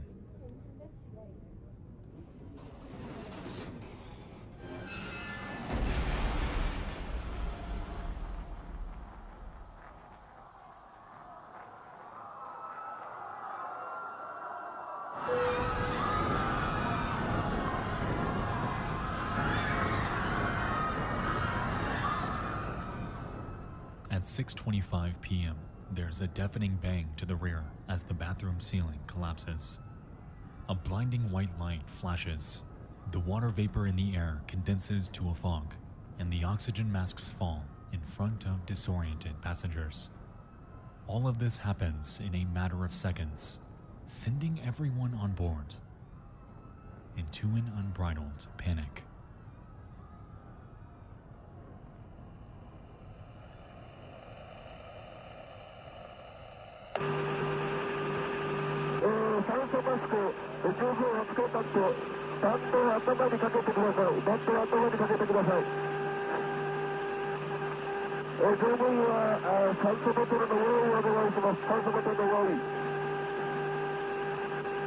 Put out your cigarette. This is an emergency hotel. お客様にお願いいたします。お子様連れの方、どうぞ近くの方恐れ入りますが、お子様のマスクを用意お願いします。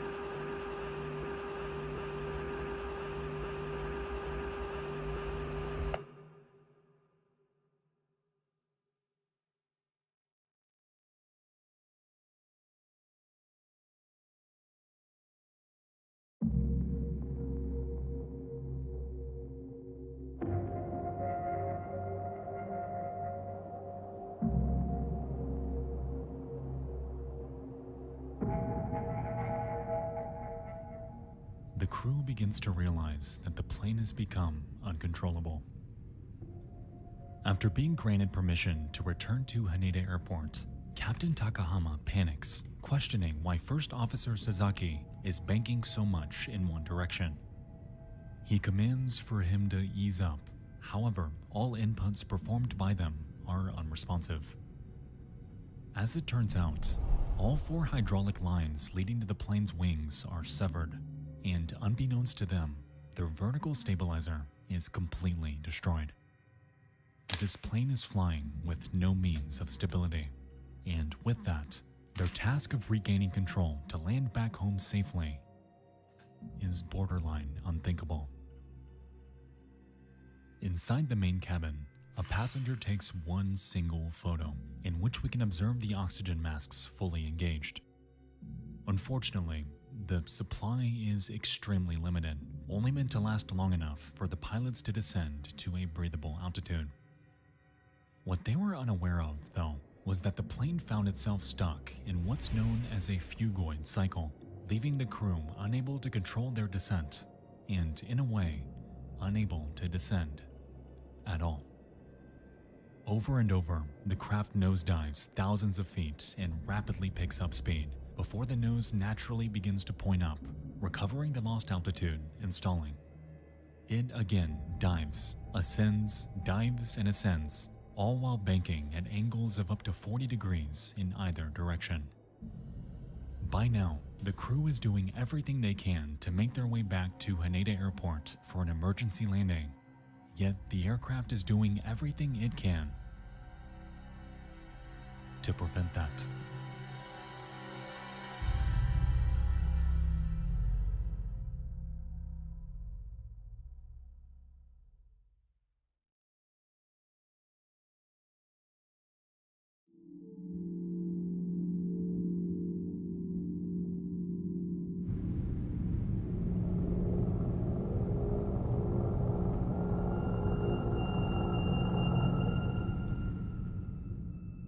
The pilots have not utilized their oxygen masks, and acute hypoxia has taken its grip. The phugoid cycle is problem number 1, yet posing another threat is the ever-encroaching side-to-side roll of the aircraft. To mitigate this, the crew manages to engage the landing gear, effectively suppressing the phugoid cycle. However, over the course of the next 5 minutes, the plane descends over 10,000 feet, while rolling at an angle of over 40 degrees. Effectively, they achieve a complete 360-degree downward spiral over the town of Atsuki, and are understandably losing hope as every critical second bleeds by.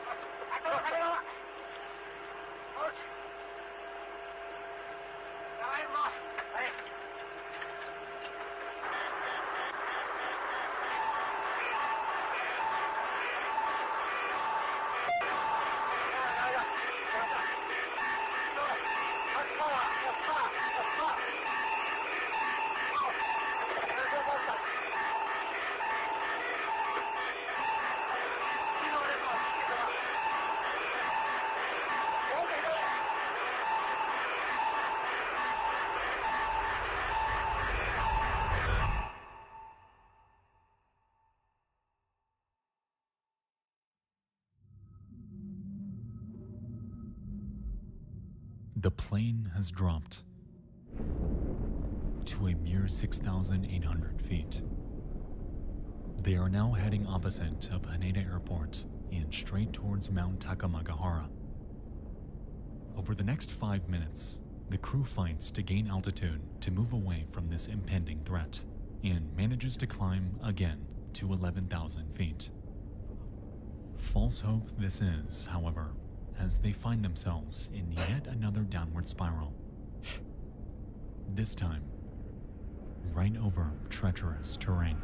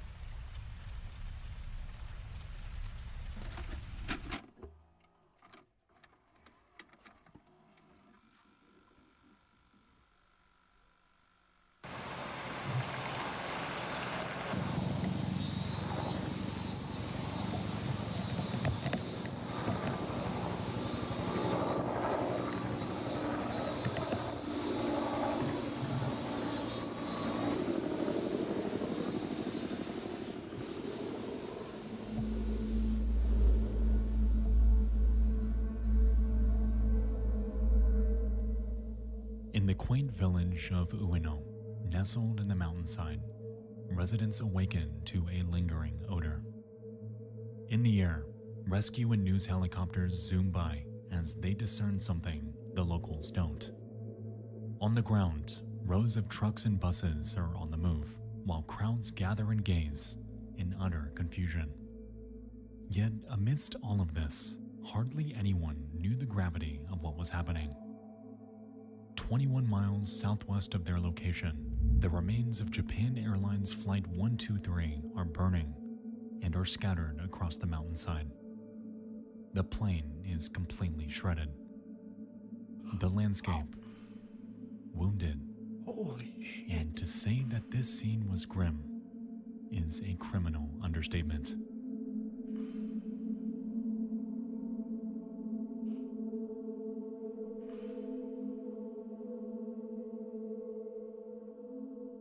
Out of the 524 passengers on board that night, only 4 survived.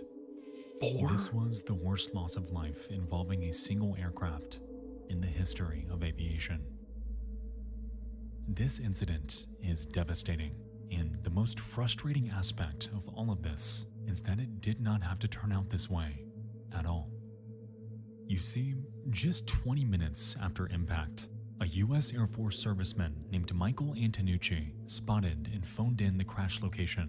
However, instead of making the call to lend support immediately, the Japanese military called off the rescue operation under the presumption that not a single passenger survived. For over 12 hours, the plane burned throughout the night. A handful still alive and awaiting help from numerous aircraft that passed right above them. Aircraft that saw them, yet they were completely unaware. That help was never coming. One of the 4 survivors, named Yumi Ochiai, later recalled their experience from that evening, explaining how throughout the night they could hear children crying, adults screaming. It was loud at first, yet as the hours went by, these pleas slowly faded into silence. God, that'd be so fucking freaky. Some fell out of consciousness. Some lost the energy to continue. But for the vast majority, this stillness signaled the agonizing death of lives that could have been helped. It took 12 hours in total for rescuers to arrive. What the fuck? And by then, the scene was a gruesome graveyard. A Japanese medical doctor stated that had this rescue come 10 hours earlier, perhaps they would have found more survivors. Yeah. But it was silent.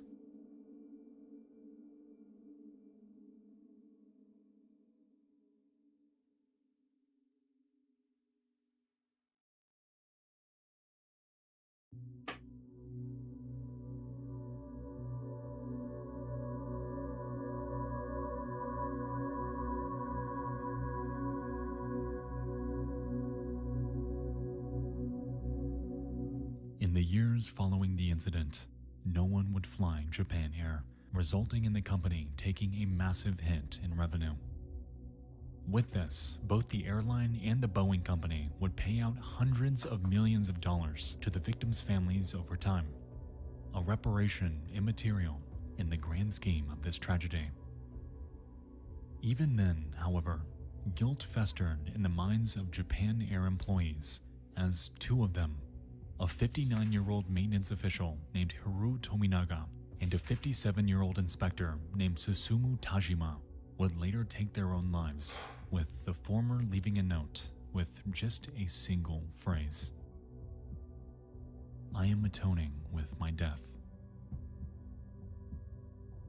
In the end, investigators attributed the tragedy to improper repairs to the plane's aft pressure bulkhead, the rear component of the pressure seal present in all aircraft.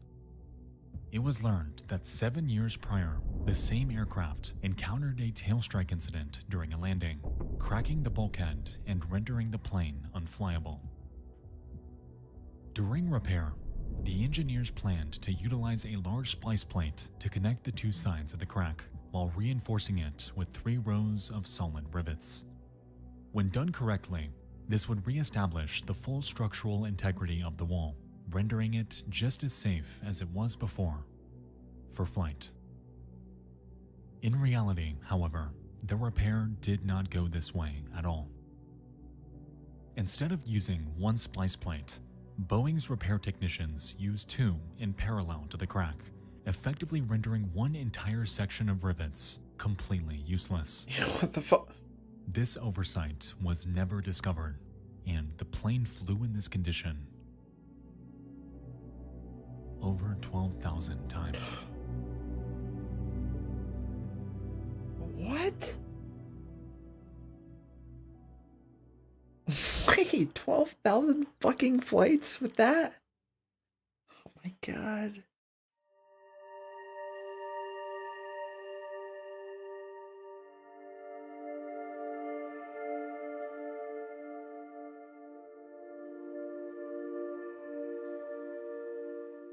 This tragedy echoes through the lives of everyone involved and is one of the most unspeakable catastrophes that should have been prevented. It's hard to grasp the sheer horror of experiencing a plane crash, let alone surviving it. Those who did had to endure a trauma and a loss that is unimaginable. The agonizing moments afterward, crushed under wreckage, helpless under the night sky, effectively forgotten in a blazing wilderness. I feel horrible for everyone on board that fateful night, and for the families and friends that were eagerly waiting for them. Oben is typically a time of communion, an annual reconnection with seldom seen loved ones. But for the 520 victims who lost their lives that night, they were never able to finish their journey to see them. Their families awaited those that would never show, and their memory is forever stained by an incident that never should have happened. That night, there was nothing anyone could have done. No way they could have known. But in the wake of it all, one thing is certain. Their memory, their lives, will forever be cherished by those that loved them, and their legacy will forever endure until the end of time.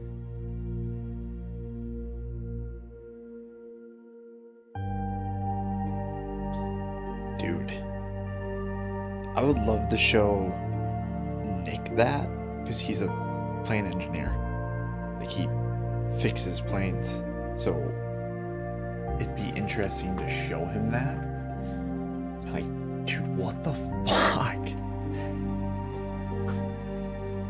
Yeah, that would be fucking interesting to have him look at that. That's fucking terrible. Jesus. Like, come on. I mean, planes are as scary as it is. I'm okay on them, but there's always like that little nagging thought, like, what if something wasn't looked at? Like, what if just something little, just tiny, tiny? I don't know. Yeah, I may send him that and be like, yo, this is wild.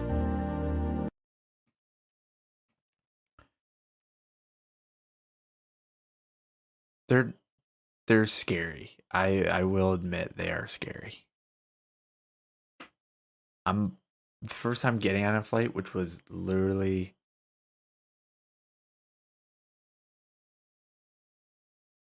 when was it?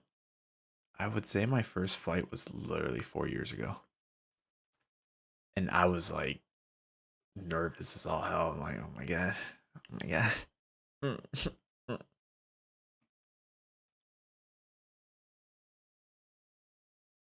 Never flying. Like, you'll never fly. Ever.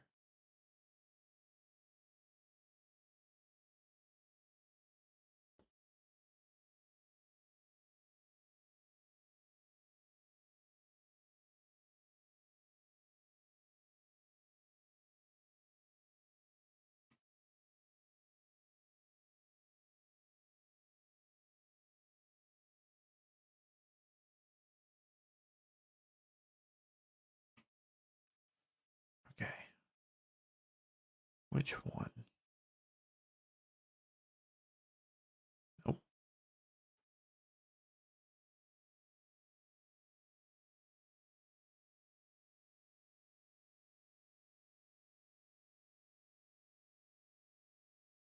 I understand that. Truly. Alton files. It is an hour 40. Holy fuck. Alright. What the fuck am I looking at here?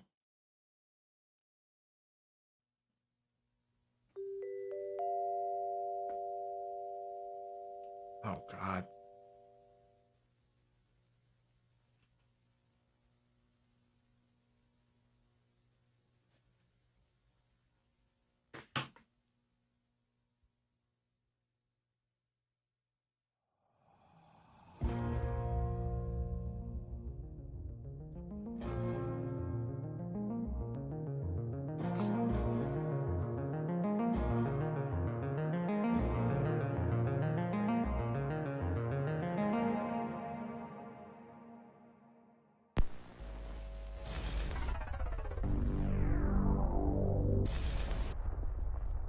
Oh god, this fucking thing again. Oh, yeah. I missed analog horror. Old school. Rough around the edges. And by every account, disturbing. Yeah, yeah.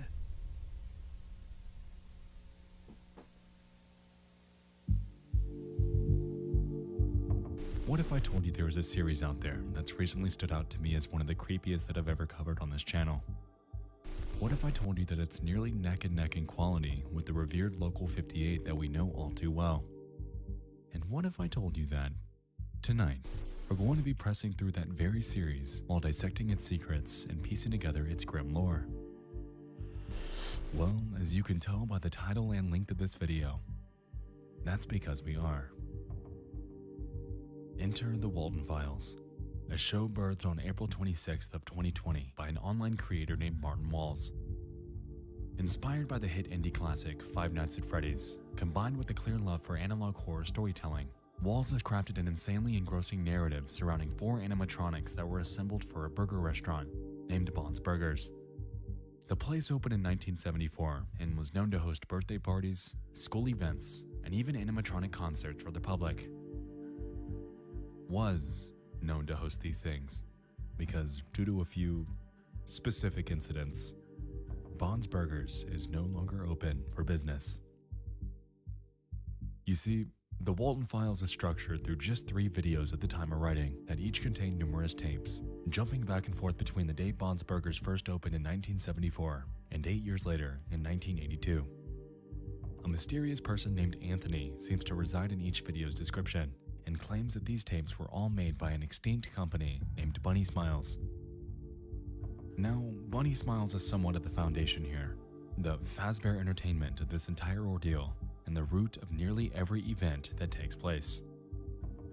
Deception, curiosity, loss, trauma, and regret have all found their home as cornerstones of this series, and ultimately leave us questioning what exactly is happening with the Bob's Burgers restaurant and who had started this chain of events that ended up going so terribly wrong. As you can tell by the length of this video, this series is gargantuan, with a disturbingly convoluted story that reflects that. It's something that's fascinated me for quite some time, so I'm incredibly eager to press through this side by side with all of you. So, without further ado, let's dig in. From the top, the Walton Files.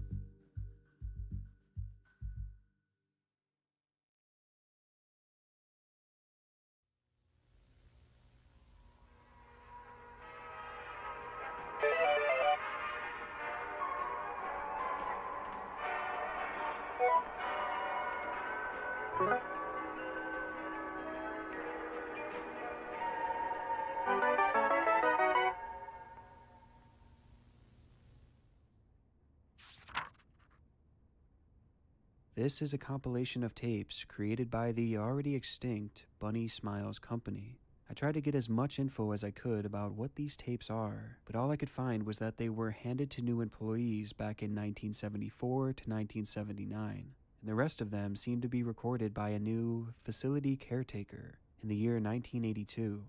Hopefully I can find more soon. Anthony.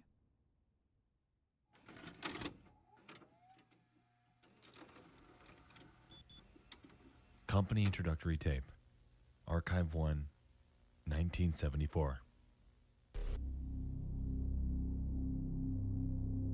Serving as the pilot episode for the Walton Files, the first archive within this company introductory tape understandably takes a more direct initial approach at introducing you to the main cast. And yeah, that's all it is. Just an ordinary employee training video.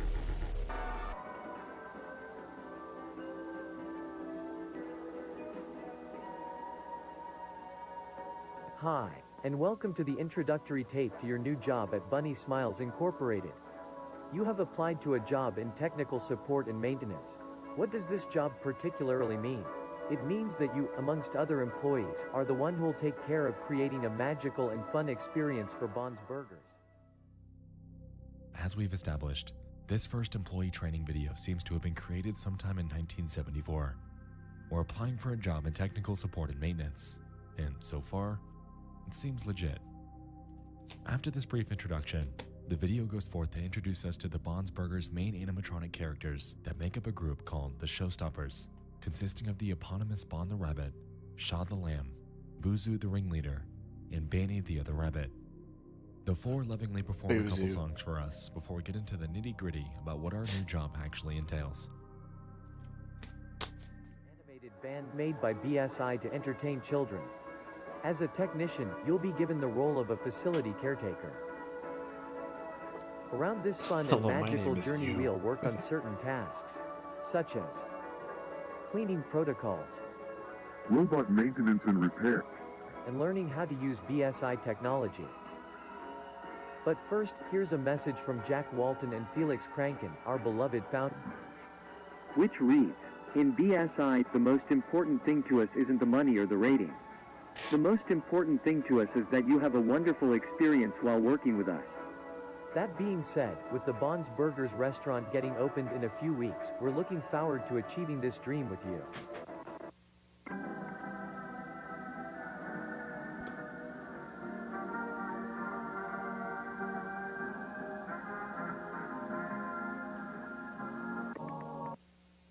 Alright, hold up. 1975, closed for good Bob's Burgers restaurant.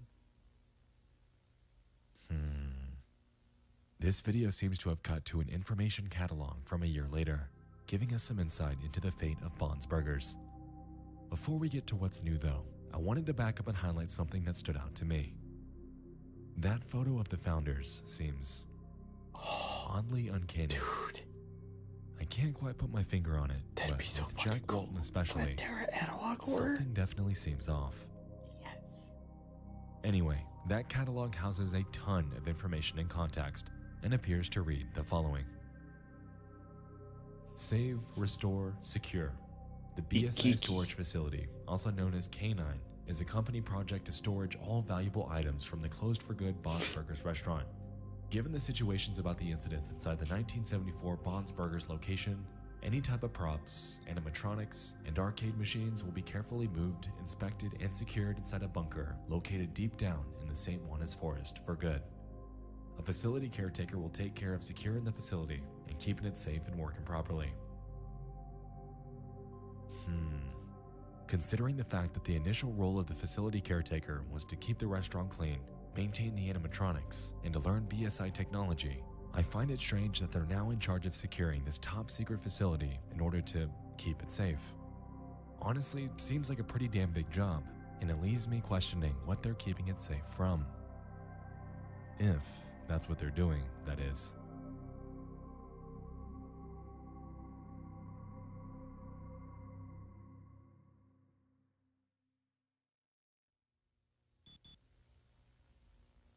Archive 2, 1979.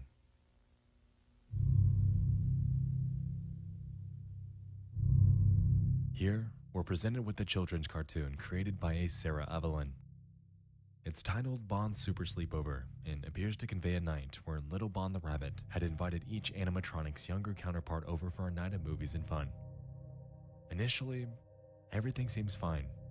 However, when the narrator begins running through the guest list, we're promptly informed that this cartoon is not what it seems.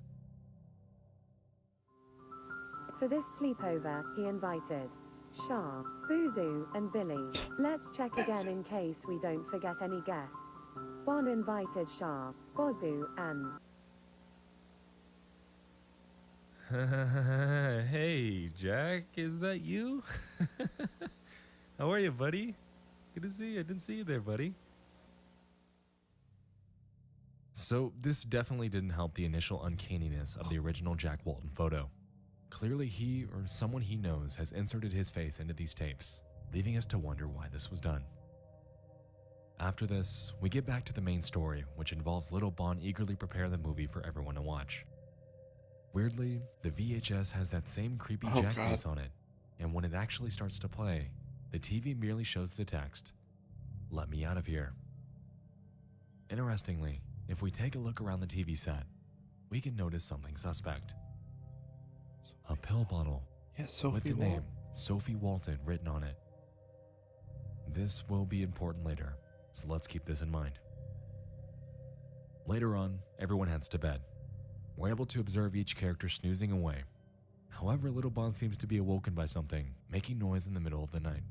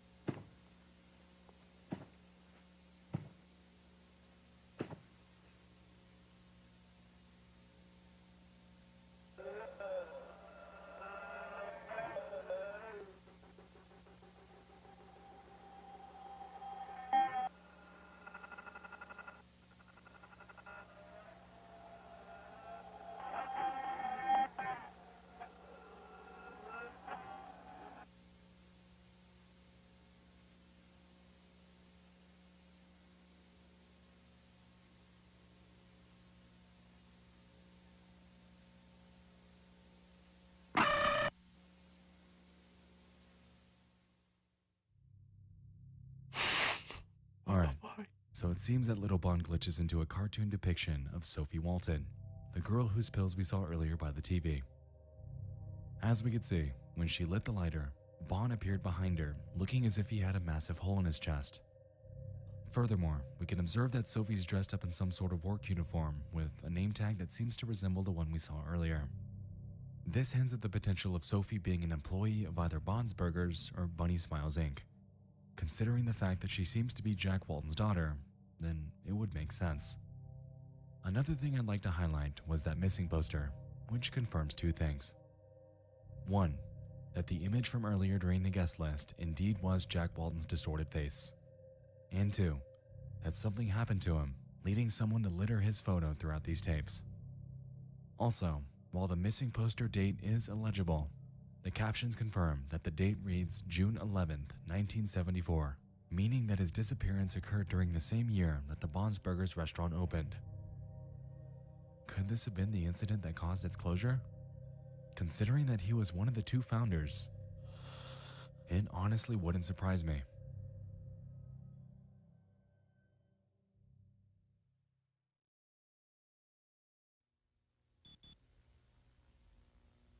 Archive 3. Taking place just after midnight on October 10th, we're heading down a forest trail. It's hard to make out on the video itself, but the person filming this can be heard in the background saying the following. So, this is the brand new caretaker for the old Bunny Smiles facility. I'm recording this because the company requires some type of archives for the work history, something like that. I honestly have no clue because I just started working here. I'm going there right now, but they gave me this weird location that's somewhere in this forest to work at. And I've been driving for 20 minutes and I can't find the place. About a minute and a few video cuts later, they eventually make their way to that canine bunker. I'm not entirely sure why they have him working during the ass crack of night, but hey, let's hope they're making some overtime. Anyway, upon their arrival, they venture inside and observe the following. Chris told me this place had been working since about 78, 79, somewhere around then, and that was 4 years ago, I think. So chances are it's going to smell horrendous.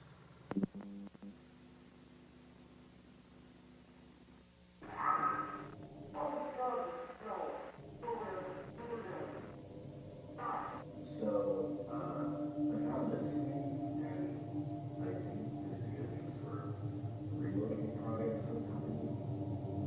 Although the dollar thing you got now, and most guys have seen better days. But, worst of the diagnostic control is right here, so we can go over there and see how it is doing. Now, let's check out the head and mouth. And we'll begin with the head.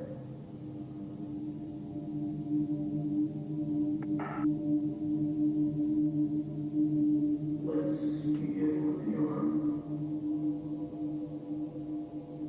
Let's check the left arm. Yeah, the left arm. The left arm.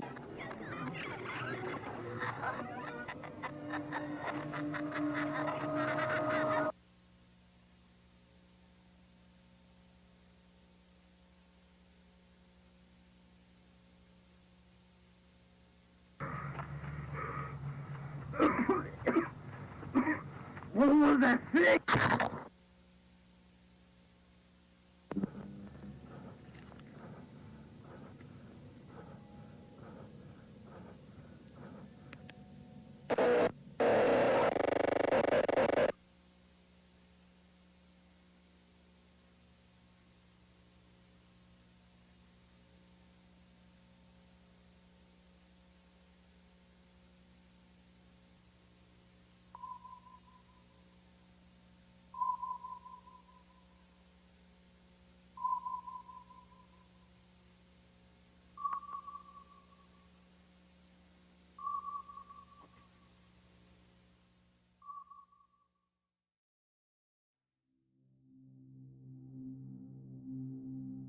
I can't feel anything. He thought I was her.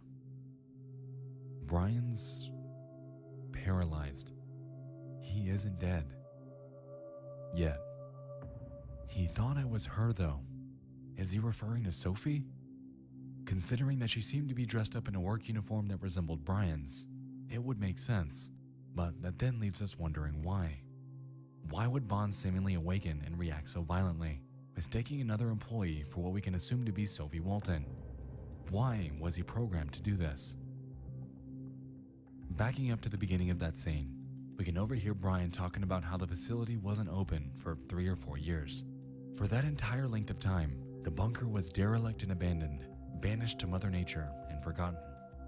Interestingly, once he made it inside, we can recall that he made a passing reference to something called a relocate project that he claimed Bond would be good for. It seems that after this long hiatus, someone at Bunny Smiles made the call to open K9 back up, which I find a bit strange considering that the information catalog had claimed that it would be closed for good. For what reason they're reopening it though? I couldn't tell you at this point. But what I do know is considering the fact that Bond had chased Brian out of the facility, eventually catching up to him, mangling his entire body, and leaving him for dead. This so-called relocate project just might be the worst idea that Bunny Smiles has ever had. At least, as far as I know.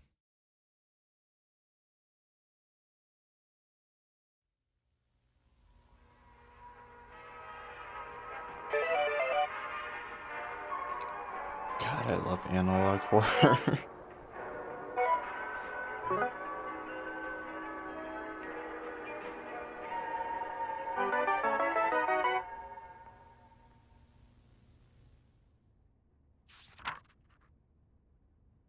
This is another compilation of tapes from Bunny Smiles Incorporated. I was able to contact people via forums and threads that have some information on the company. These tapes revolve around some relocation project that was being executed during the late 1970s. A BSI ex-employee mentioned that the tapes were really private and only a few people had copies of them. Once the company vanished in the early 80s, all tapes regarding the project were banned and destroyed. These are super rare, and I'm really lucky to have them.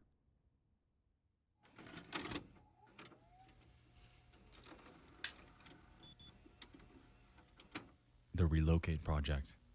Archive 1. July 2nd, 1978.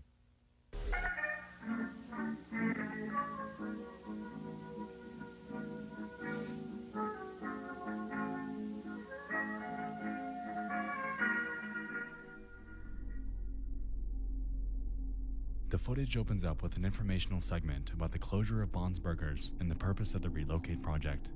The same narrator that voiced the company introductory tape is back and seems to be eager about the future of Bunny Smiles Incorporated. Oddly though, if we look closely during this segment, we can notice bits and pieces of visuals that don't quite fit in. Have a look. BSI members and employees, and welcome to the tape that will change the future of the Bond's Burgers brand and the Bunny Smiles company for the better. That's right, after 4 long years of legal paperwork, we finally decided to use our backup plan, which we created after the tragic closure of Bond's Burgers back on July 20th, 1974.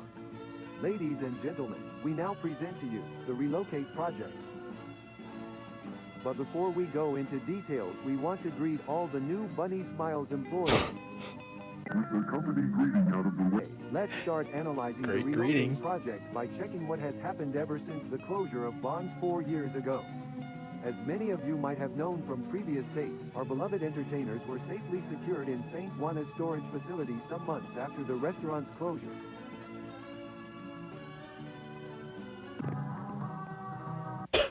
Later on, a good amount of business opportunities appeared, such as books, merch, animated movies. We even got a TV show. That's when Felix Kranken had the brilliant idea of restore and reprogram the robots of Bond's Burgers with the purpose of relocating them in a new restaurant that would be opened in a not-so-distant future. A pretty smart plan, right? Making enough money to eventually reopen the Bond's Burgers restaurant is no doubt a brilliant idea. So let's give it up for Felix Kranken, a man with not only a giant brain, but also a giant heart. Bruh. So clearly Jack Walton sunk his little tendrils into this tape as well, interrupting what seems like a self-aggrandizing segment about Felix Kranken. Admittedly, this does appear to be symbolic, especially when we consider the fact that, earlier, Felix was labeled as the founder, singular, with Jack cropped out of the original photo that the pair had taken together. To me, this notion combined with the aforementioned 4 years of legal paperwork makes it seem like there might have been some bad blood between the two after this so-called incident that occurred back in 1974. Further supporting this is the fact that when the Bonsbergers merchandise is being shown, we can spot a VHS about the disappearance of Jack Walton hidden behind the others. Oh. And if we head back even further to the file section, we can spot something a bit odd. You see it? Yeah. It's cut off and hardly legible, but the words on the file box appear to read, "Jack's still here." Seems a bit deliberate, doesn't it? Given that these were so-called internal company tapes, that means that someone within Bunny Smiles knew something they probably shouldn't have when they were putting this footage together. So what actually happened to Jack? Considering the fact that the Relocate project appears to have been in planning since sometime in 1975, merely a year after his longtime friend and business co-founder went missing, to me, Felix Kranken is beginning to seem more and more suspicious as time goes on.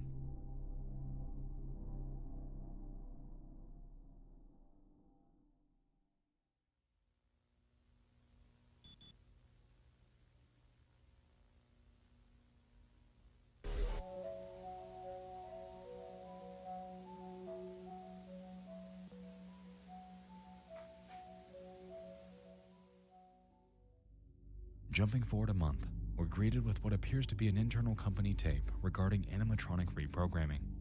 Banny appears on screen, and for this example, is used for these tests. The video initially shows their mouth opening and closing, with captions claiming that this is a so-called pre-relocate feature that requires checking since reprogramming could have affected this. Afterwards, they move on to a new Relocate project exclusive, which involves blinking.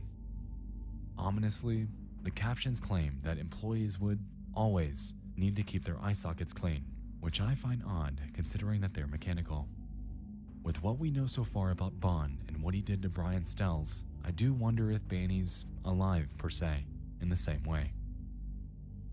Anyway, after this brief test sequence, a distorted face becomes overlaid onto Banny's head, implying that they're either representative of a human counterpart or that someone's locked within her somehow.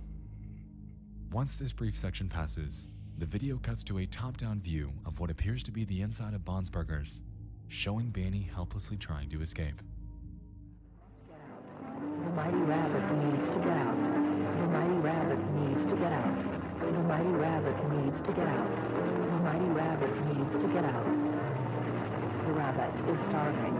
The rabbit is starving. The rabbit is starving. The rabbit is Let the rabbit out! Oh.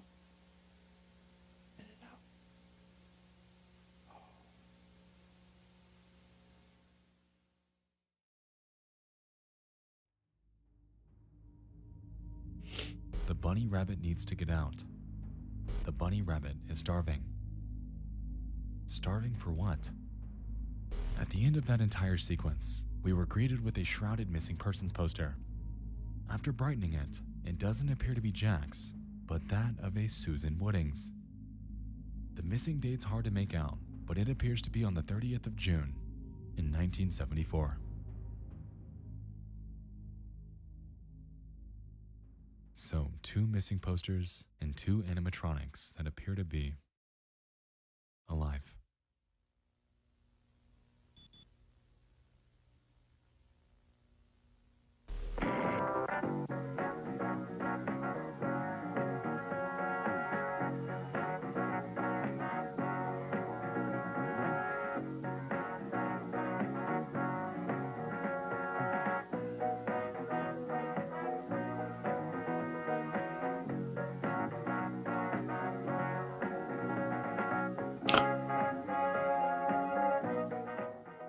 And so we make our way to the new, updated, and revised technical support tape made specifically for the K9 facility.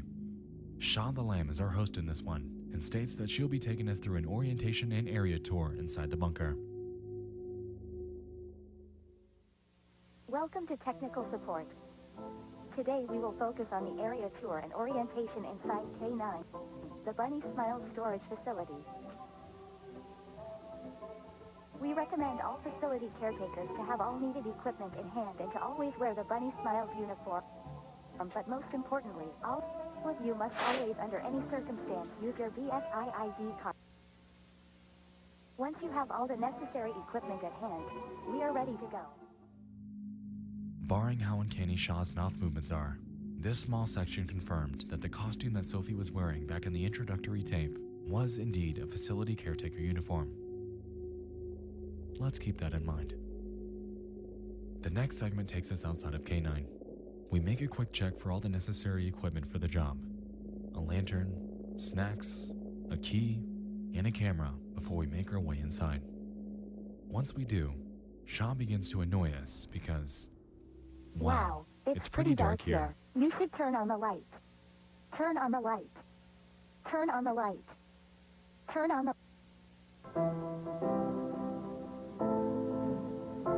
It's important to keep track of which rooms you enter. This place can be really tricky and you could get lost very easily. This is the resting room. In this room, you can sit down, rest, talk with coworkers, you name it. Remember to always keep this room as clean and organized as possible. A clean environment helps to get tasks done faster. A dirty environment only makes your job harder to get done. Ain't that the fucking truth, Kevin?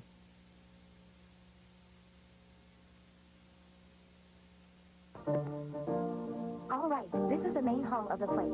In front of you, you will find 3 doors. These are storage areas. The first door is used to save any kind of cleaning items and supplies.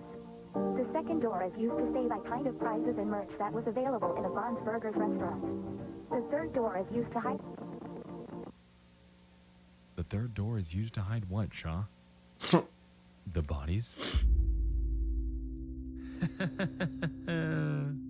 Yeah, anyway, so that silhouette, you saw that too? At this point, we have no context or clues about who that could be, but let's keep them in mind.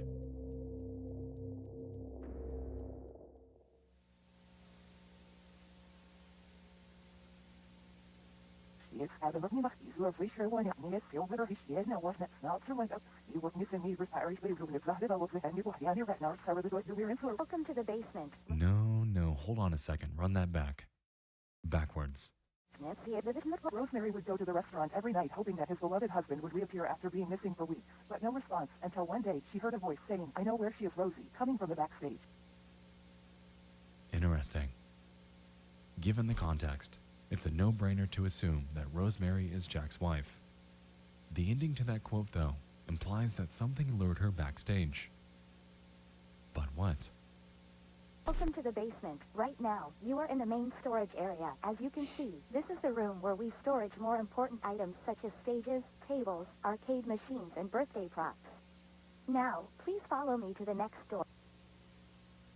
In the Bon's Burgers restaurant, remember to avoid touching or shining lights at our robots unless you are a facility technician. Now let's move on to the next room.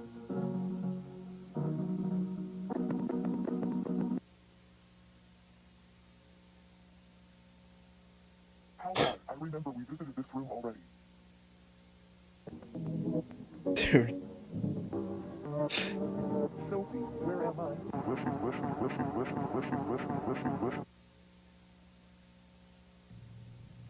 By the time the lady entered the backstage, as the voice told her to, missing husband wasn't there. Instead, she found a rabbit. Rose broken will fix you. You will beautiful. You will beautiful. You will beautiful. You will beautiful. Oh, so beautiful.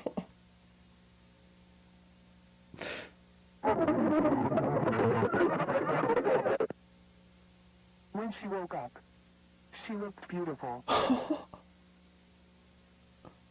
But on the inside, Every single part of her body was bleeding out.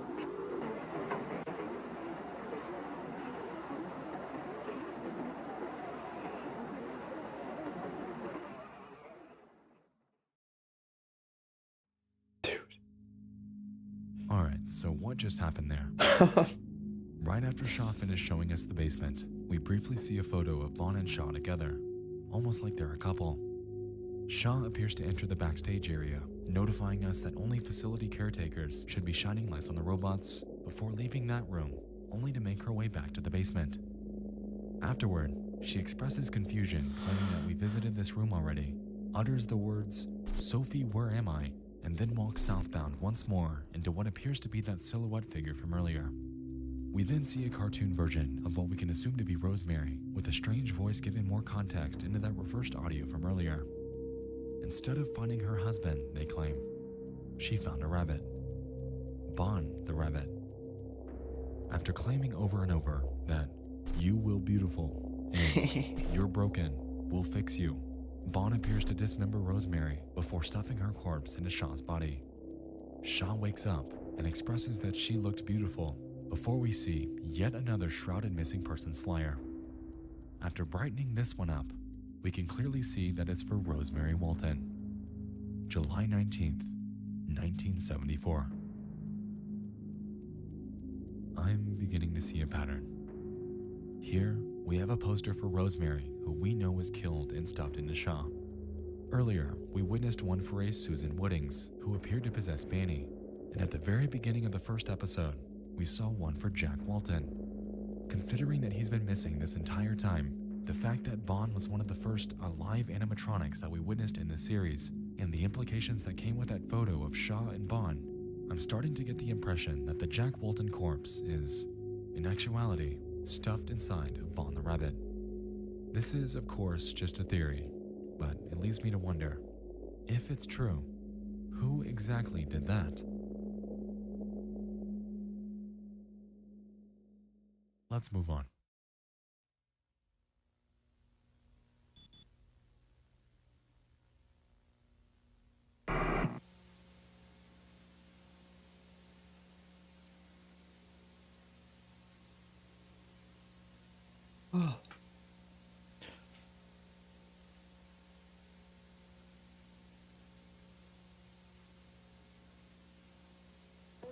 But the place itself was open during a short period of time, in which a certain number of cases occurred around the area. Yeah. And there were complaints. So this fourth tape involves the experience that 3 facility technicians had during a 3-day stay at K9. For the first part of this tape, we can overhear them gossiping in the background while they're getting their work done.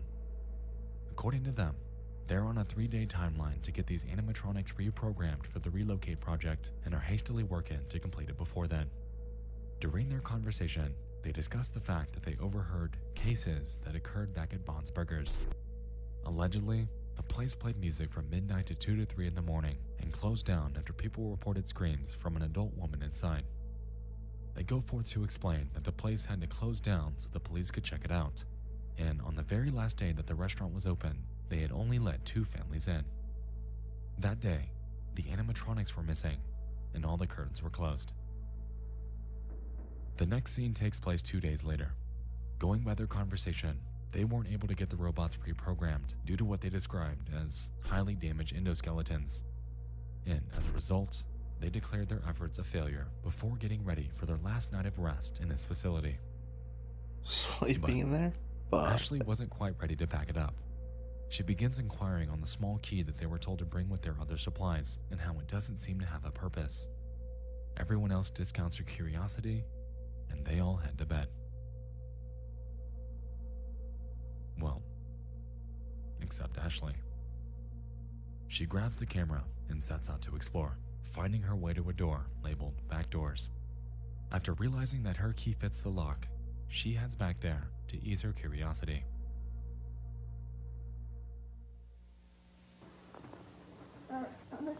This is bigger than I thought. I don't think I have enough time, so I'll just try and peek around doors and see what's inside. There are a ton of empty rooms with boring stuff. I came across this door, which was open. Kinda weird. Anyway, this room seems to have some spare endo pieces, and from the looks of it, some unused animatronics, I guess? I won't go into detail about what I find, since I'm in a rush, of course, and this room number 26 or 27, I think. As you can see here, there are some spare heads. Nothing I'm interested in, to be honest.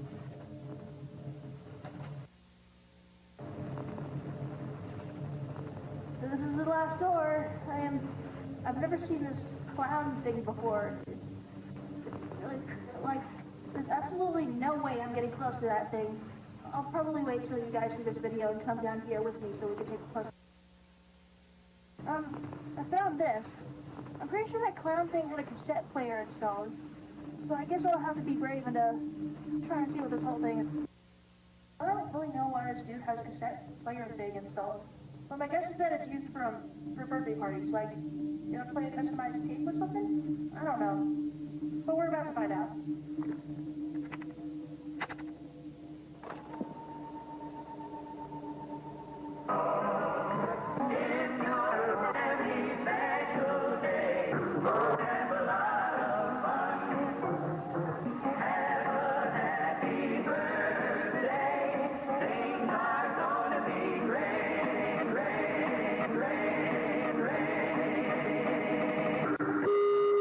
Jack, Susan, Charles, Rosemary, Sophie.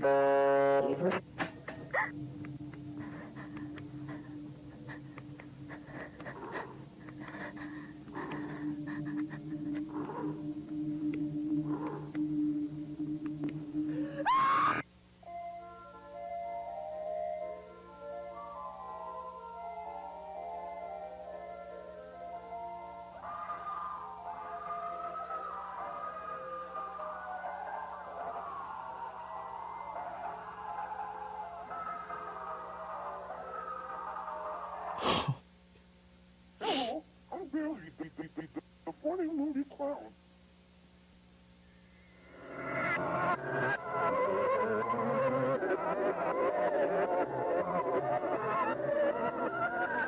What the fuck? Oh shit. Dude, this is so wild. All right, Series. let's unpack this. Ashley ventures off into the back doors area of the facility, something that, given the context, doesn't get explained to new facility caretakers that take on the role. This entire scene is the epitome of curiosity kills the cat, since when she went snooping, she encountered Billy the Clown, who went forth to become her new eternal jail cell. What I find strange is that the tape she found had the word discard written on it, with Jack's disappearance date above it. Why would this tape need to be discarded?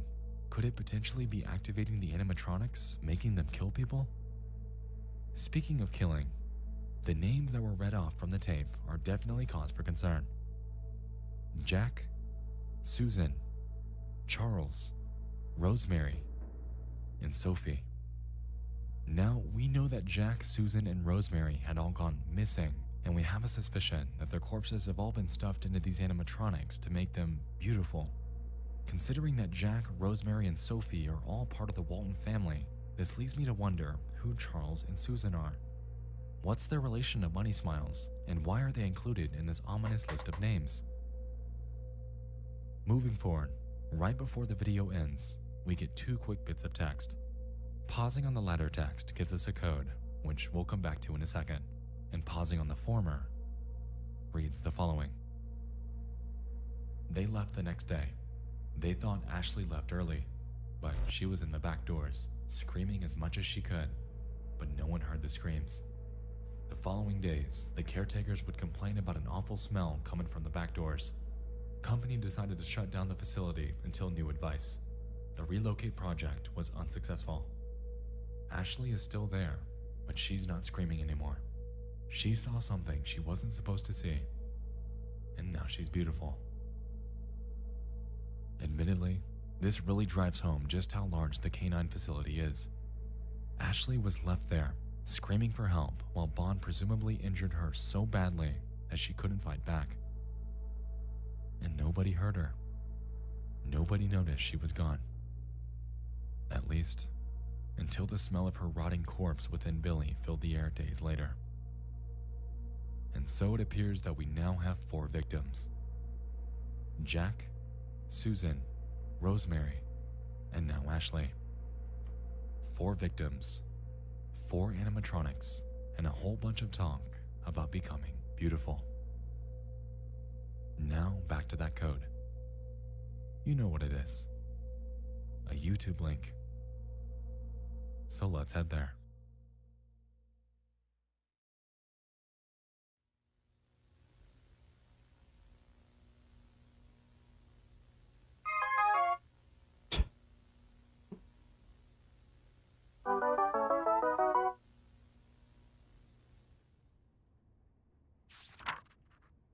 The story of Bond's Burgers goes back to 1958, where two college students had the same idea of animated performers. Their names were Jack Walton and Felix Kranken. It took them 16 years to actually execute this concept, and by that time, Kranken and Walton had built their own families. Felix married a beautiful lady, and Walton was not only a great husband, but also the happy father of 3 beautiful children.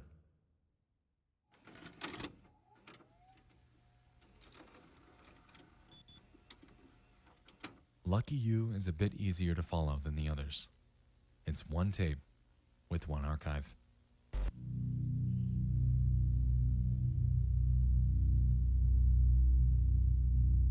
The video opens by showing us various dates and highlights from Bond's Burger's short tenure. The opening day is shown to be on the 28th of June, with the first birthday party hosted just 2 days later. Interestingly, this is the same day of the month that Susan Woodings went missing. Anyway, the video then shows us the dates of the final Bond's Burger shows, followed by the actual duration that the restaurant was open. It was only 22 days, not even 1 month before it was shut down. Also, it seemed to open 17 days after Jack Walton went missing. A bit strange to open after your co-founder goes missing, isn't it? Moving forward, we can then see that the restaurant was boarded up and abandoned by Halloween, and by January, the canine facility was in full force. I don't know about you, but the construction of a top-secret bunker in the middle of the woods seems like it would take longer than 6 months at maximum. Seems a bit like this move was pre-planned.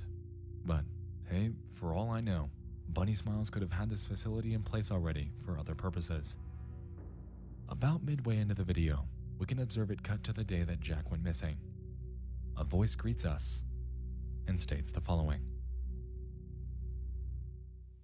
You must be so confused about what you saw. Don't be scared, my little bunny. Answers will be given eventually, but don't try to solve this puzzle only with the pieces you have so far. This is only the beginning, for I'm going to tell you a story of broken people, beautiful people. He is so sorry about what he did to them, but there's nothing he can do. Remember that.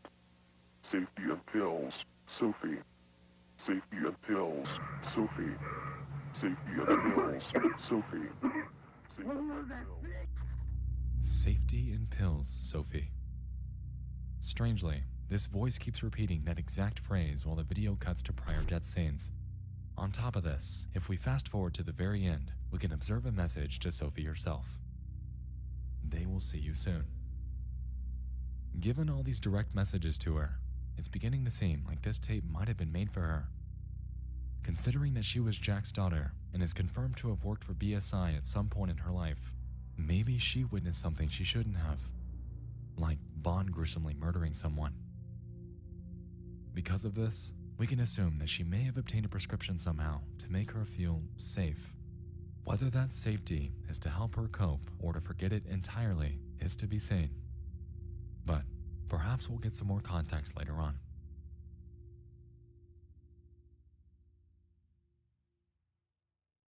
I just wonder why they're so prevalent.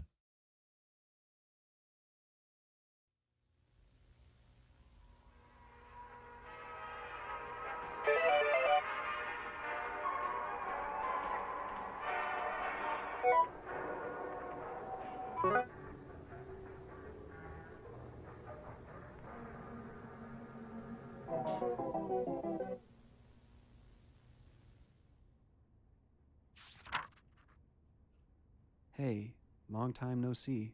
The following footage is about a 1980s video game created by the company. The reason it took me so long to get this footage was because the game never really released to the public, and all footage available was from the beta version.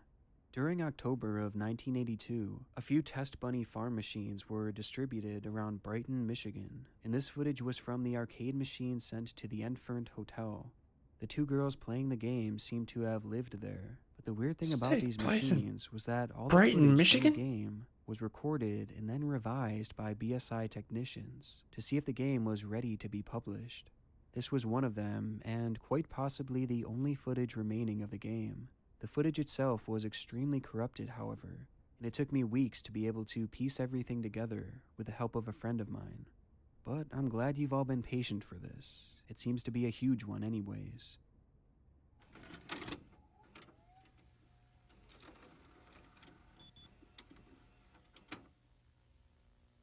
Bunny Farm.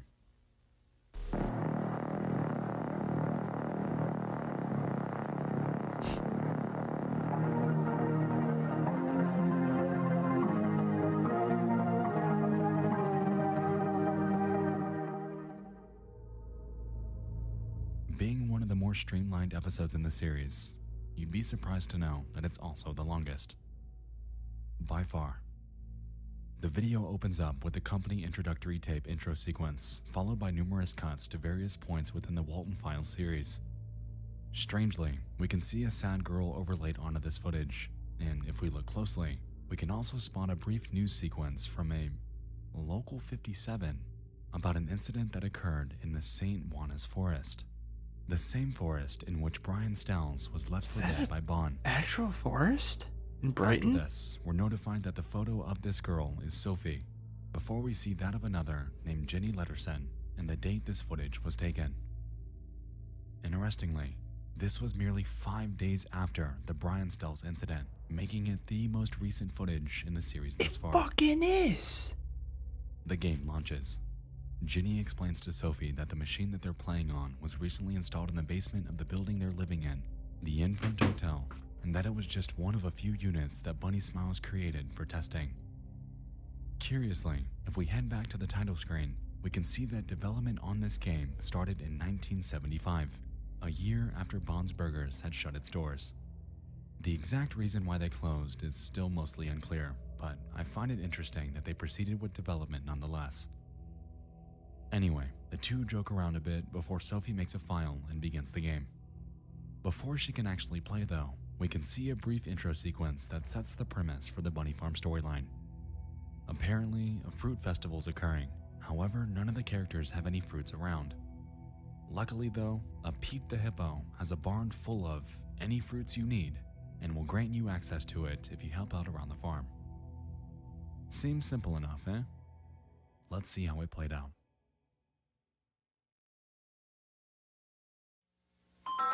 Pete the Hippo. You know, something I like about the game is the artwork. I don't know why, but there's something about it that seems, really familiar to me. Huh. Right, I should show you the controls so you don't have a hard time playing later on. Alright. Okay, so you use this thing to move around. Okay. And you use these buttons to interact with stuff. Yeah. Apples. Yeah, I've played this game for a while, a few days ago, and... Apples? So here, Ginny explains to Sophie that the game's super unfinished, hammering home its potential for glitches and bugs. Strangely though, Sophie seems to be unaware of anything she's doing or who the characters even are in this game, which I find incredibly suspect considering that she worked for BSI in some capacity and is one of the founder's daughters. You would think that if her father were to go missing after having pretty substantial involvement with Bond's Burgers, that she'd at least acknowledge their existence. It's like she doesn't even know them, like she's forgotten everything and shut it out completely. I just wonder if something might have helped with that. Interestingly, a few moments later, Sophie puts these suspicions to bed, making passing references to the pills that we've seen throughout the previous tapes. Yeah. Thing is, the pills have been making me forget a lot of stuff from my teenage years and my childhood, and, like, I started taking them for a reason, but I really don't want to think about it. So her memory's confirmed to be suppressed, but that opens an entirely new door of questions. Like, remember that phrase Shaw spit out in the Relocate Project tape? Remember how out of place it was? Sophie, where am I? Something lured her backstage. But what if it wasn't Bond, but Sophie? If we think back to the company introductory tape, we can recall that one brief segment where little Bond lit the lighter and glitched into Sophie in a work uniform. What if this is what greeted Rosemary when she went backstage, meaning that Sophie had a direct hand in her death? If this is true, then that leaves us wondering if she did this willingly or was coerced into doing so. Just a few thoughts, but perhaps we'll gather some more answers later on. The two then discuss a bit more about the company and the events that recently happened involving them. Ginny explains that a person named Brian had recently gone missing and how the case is similar to that of this other girl named Ashley who met the same fate.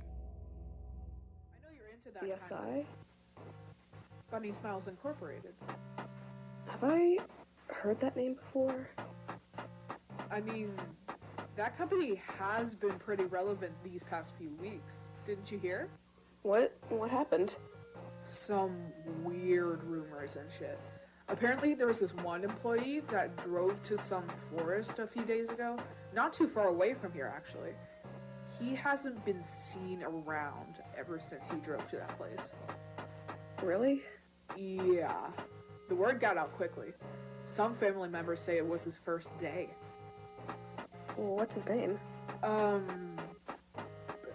Brian, I think? Well, I hope he's doing alright. Clearly word's gotten around about these mysterious disappearances, and I find it strange that Sophie discounts it so heavily. I don't know, if I were to be playing a game that were tied to so many peculiar incidents, I'd be a bit apprehensive. But that's just me. After this, Ginny then claims that she needs to head out to finish a paper, leaving Sophie alone in the basement to play the game herself. Alright, first we need to get the party hats. They should be in the... Alright, good track. Now we need... On this. Isn't that clear even there? Oh. Alright, how do I...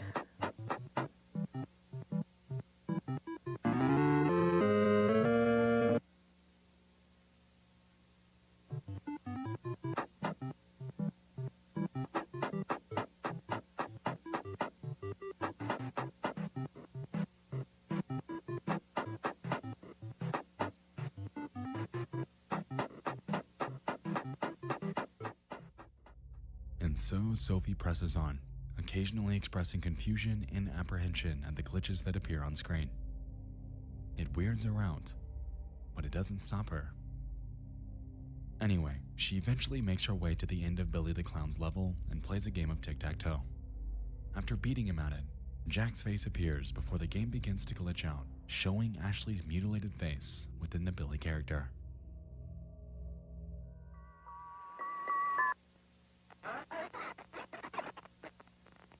Jenny?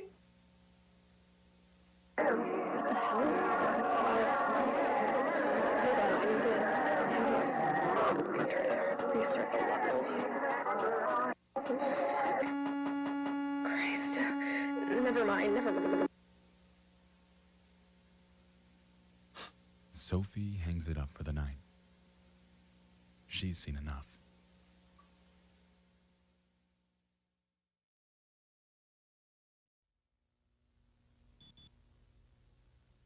One night later.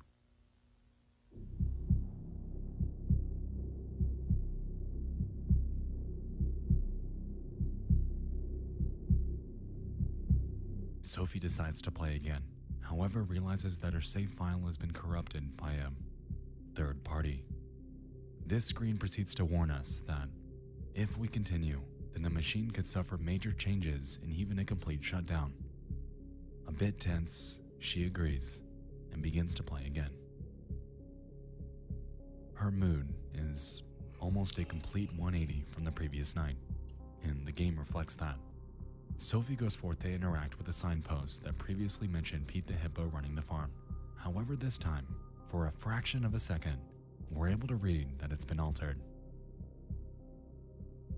He promised to take care of the two kids during that day. He told the parents everything was okay. It's sad that we can't really remember you, Sophie, but soon we'll be together, forever and ever. Rest in peace. The two lovely red children. May 11th, 1962 to May 2nd, 1974. August 22nd, 1965 to May 2nd, 1974. It doesn't appear that Sophie actually read it because she carries on as usual, but let's keep this weird message in mind. A few moments later, she begins Banny's game called Hippo House. The premise of this one involves rallying up the pigs that Banny mistakenly let out.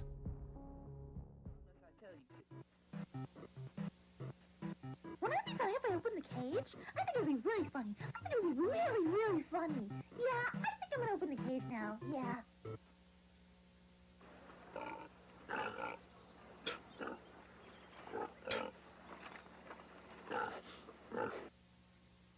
Oh no, Banny!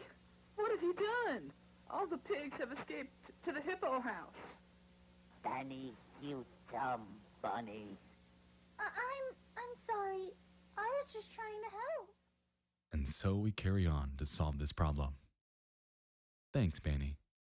You bunny.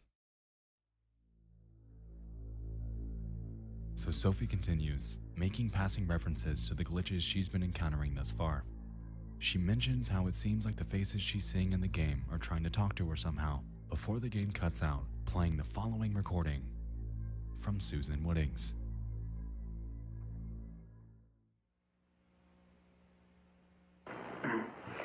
BSI Technical Support Audio Log Number 3, June 30th, 1974. Jeremy's birthday party finished an hour ago. I decided to stay and help the employees clean the place. This week has been strange, especially because of the opening. I find it weird that they opened the place even though Mr. Wharton disappeared a few weeks ago. I hope he's doing alright. Rosemary came in today and asked if we'd seen him around. I'm pretty worried about it. Felix seems very concerned and worried too. Anyway, the birthday party, yes. Everything went according to plan.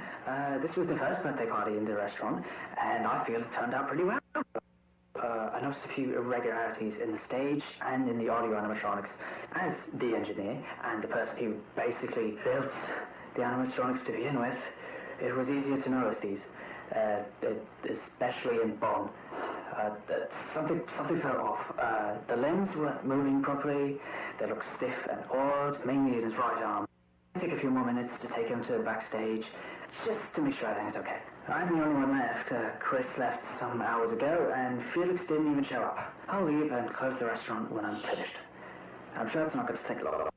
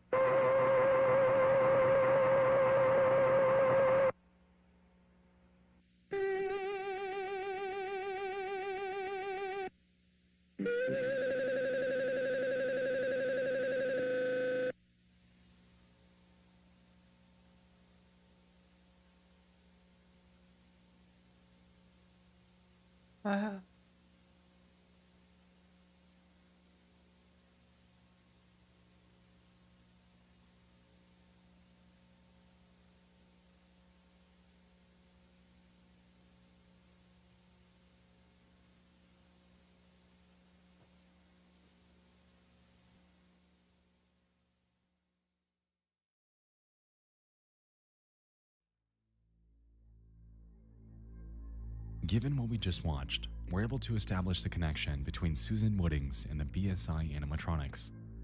She built them and noticed irregularities in Bond. It seems that, as a result, soon after this was recorded, she set out to repair him, however was mangled and paralyzed in the process. I am still alive, but I can't move, and I'm having trouble breathing, and my stomach feels weird. This drives home the point that Susan Woodings was placed inside a Banny, but that leaves us wondering if it were due to Bond always having irregularities or if someone tampered with them. Considering that this was filmed on the 30th of June, 19 entire days after Jack Walton went missing, that notion wouldn't exactly be out of the realm of possibilities. Sophie continues. She makes her way around the farm, expressing confusion and concern about what she just witnessed. Soon after, though, she makes her way to the mailbox, encountering a strange sequence of messages from a Linda Crankin, whose name was oddly scratched out and replaced with Thompson. Unfortunately, most of the narrative on these pages are redacted. However, we can piece together bits of the story through the ones that aren't. October 30th, 1964. Felix has been acting weird lately. He's been drinking more than usual. I'm very worried about him. I don't know what to do. August 23rd, 1965. I know I haven't talked here as much as I used to. This month has been so crazy. I moved in with Felix last week. He was very happy about it. Yesterday, Jack and Rose had their third child, a little girl. Her name is Molly Walton. Jack and Felix have been pitching up the restaurant idea with a company that's interested in the project. The name Cyberfun Tech.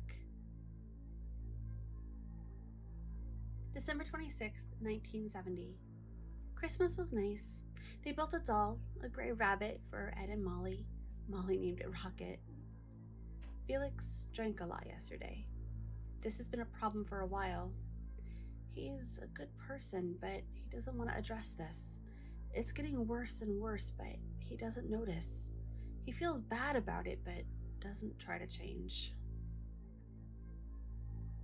January 3rd, 1973. It's getting worse. He's so submerged with their project that he doesn't realize how much damage he's doing to himself, how much damage he's doing to me.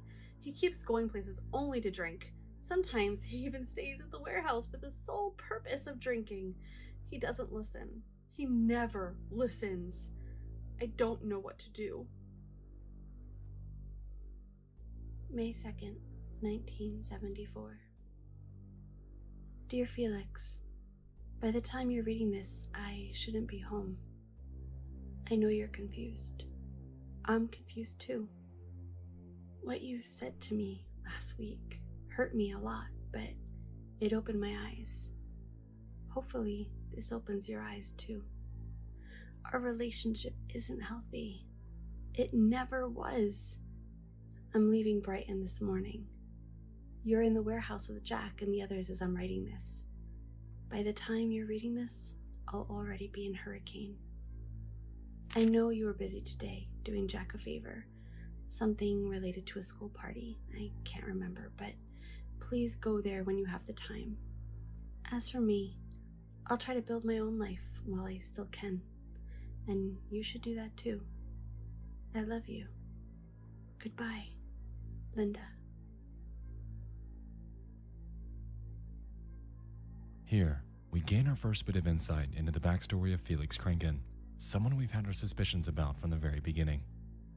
As it turns out, he struggled with alcoholism, ultimately leading to the separation between him and his now ex-wife, Linda Thompson.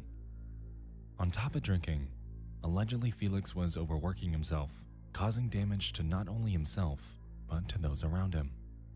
It seemed that, as an act of goodwill, he built a rabbit doll named Rocket for Jack's youngest two kids, Ed and Molly. Keep these names in mind as they'll be important shortly. Moving onward, Sophie eventually makes her way to Buzu the Ringleader's minigame, called Lily's Birthday. The premise of this one involves winning matching minigames against Buzu to test the entertainment for the upcoming party. Sophie obliges. However, things don't quite go as planned.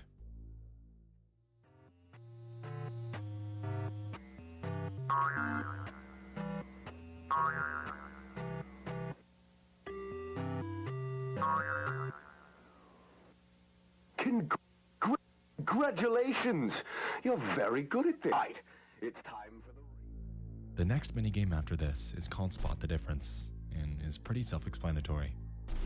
After a few rounds though, the game glitches, displaying the... Actually, I'll just let you experience it on your own.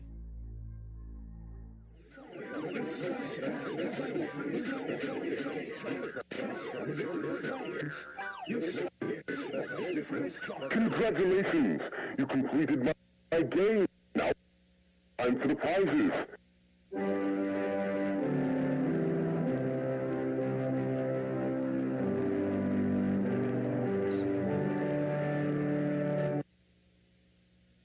Missing 0714, missing 0714, missing 0714, missing 0714, missing 07.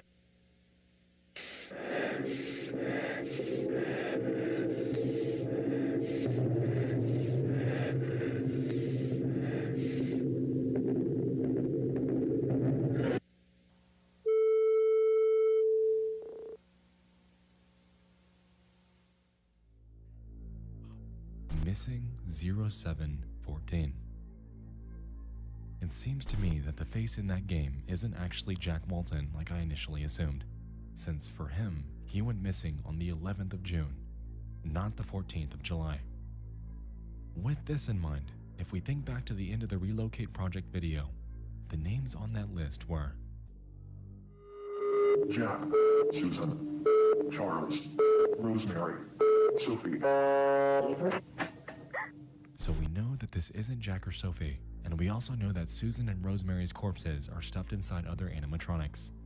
The only name remaining is Charles, leaving me to wonder how they're related to PSI or anyone in this entire saga at all.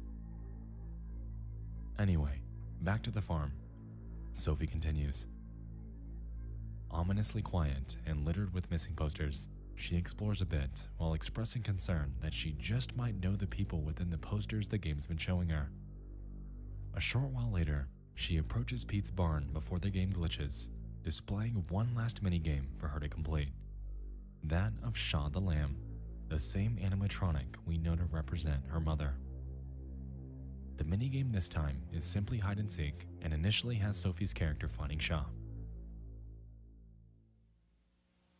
I need to find a sheep.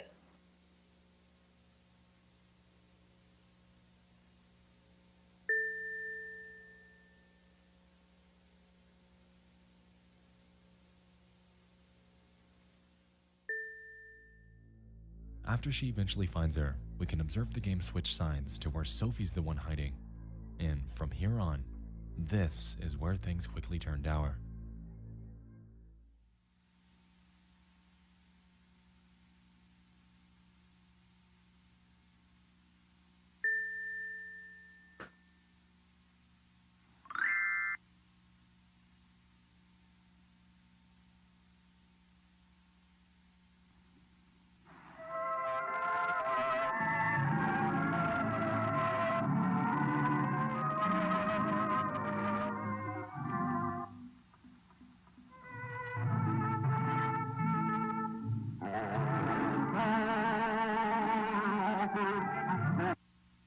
Am I still beautiful to you? Sophie. I know you. Found you. Oh.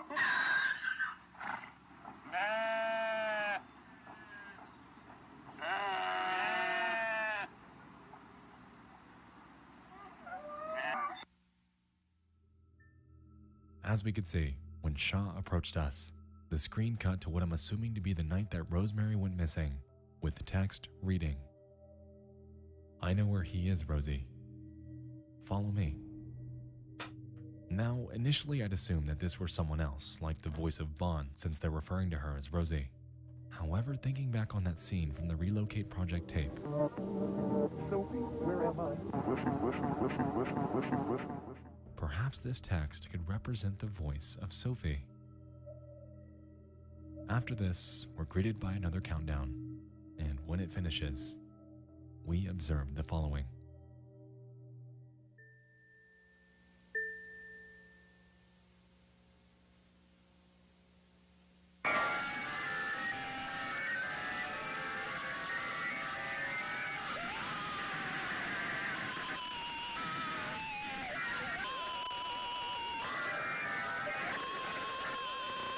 Holy shit.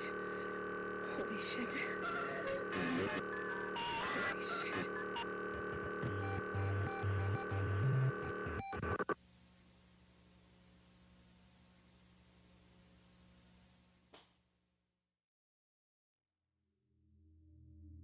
It seems to me that that entire section represented the night that Rosemary Walton went missing through the eyes of Sophie. With the bloody Shaw animatronic right up in our face, screaming and pleading for mercy, it really seems like we're experiencing things in first person. This scene is undisputably traumatic, and witnessing something like this would undoubtedly leave someone scarred for life. With that being said, considering that Sophie's name was uttered by Shaw earlier, that Sophie's actively taking pills that we know suppress her memory, and that in that Lucky You tape, the voice claims safety in pills over and over, it's safe to assume at this point that Sophie must have been there. And so the question remains, did she willingly lure her mother back there, or was she forced to? Jumping forward, we witness a gray bear character emerging from their so-called fountain of memories. Sophie goes forth to ask who they are, to which they respond by drawing the following picture. After this, the game glitches once more and the bear vanishes. A few seconds later though, we're greeted with the picture of a house labeled May 2nd, 1974, and on the doorstep, 2 children.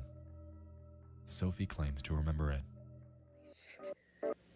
That's my old house. Hey, Opa, I'm so glad you're here to help me clean the code base. All that's left to do is just...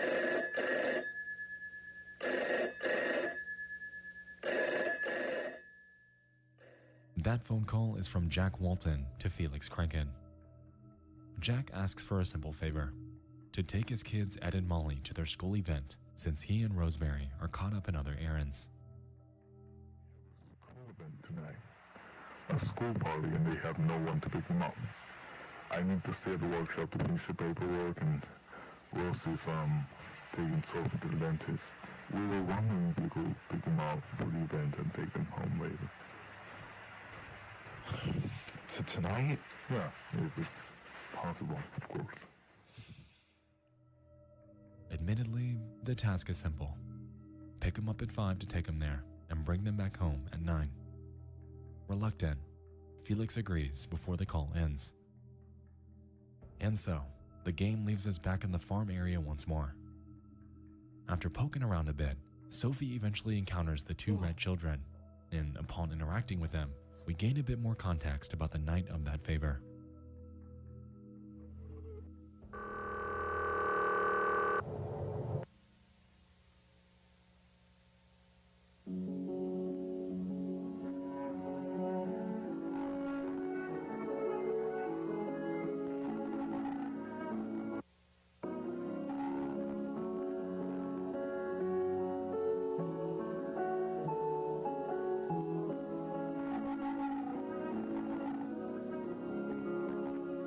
That's Ed and Molly. That's Ed and Molly.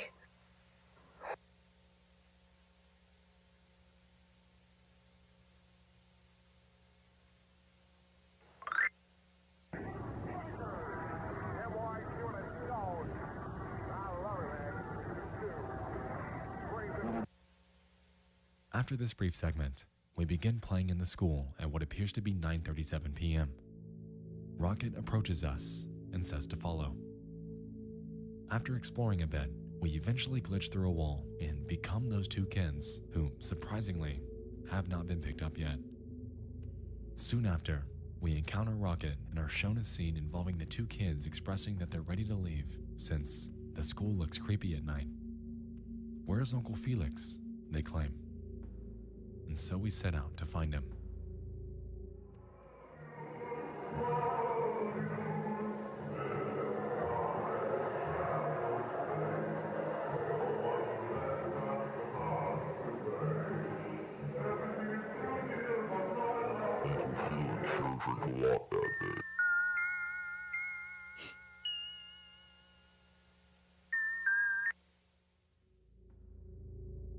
Shortly after, the scene cuts to 9:53 p.m. and involves Felix and the 2 kids in the car. They inquire on getting home safely before pressing Felix about drinking before this trip. The speed of the car picks up, with Felix becoming more and more erratic. The children forgive him for his behavior, However, ominously, the text on screen states that it's all your fault before the following takes place. Thanks, Molly.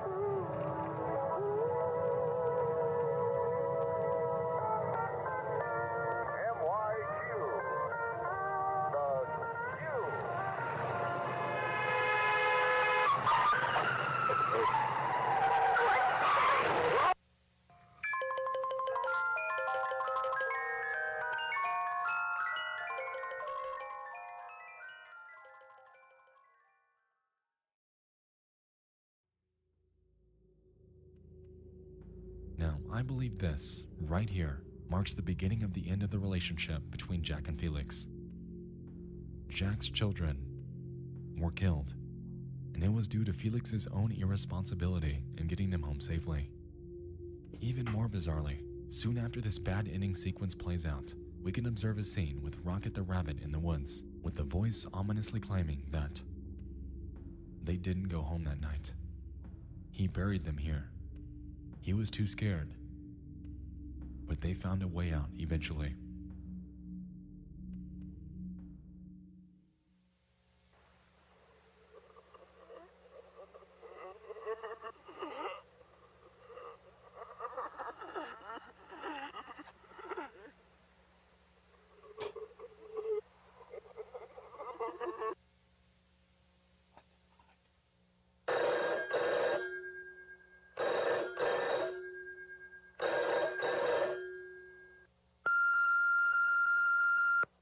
You have 25 new messages. Felix, pick up the phone. Now, I need you to pick up the phone. It's been 3 hours since I told you to get Ed and Molly home. What happened to my children? If anything happened, Felix, you must tell me. You haven't told me in 3 hours. I need to know what's going on. I've been trying to call you all night. What the hell is wrong with you? I've been trying to contact you all night. I've been calling everyone for you. Just what the hell is wrong with you? 3 hours, you didn't call. I asked you to do one simple favor for me. I need to know, where are they? Where did you...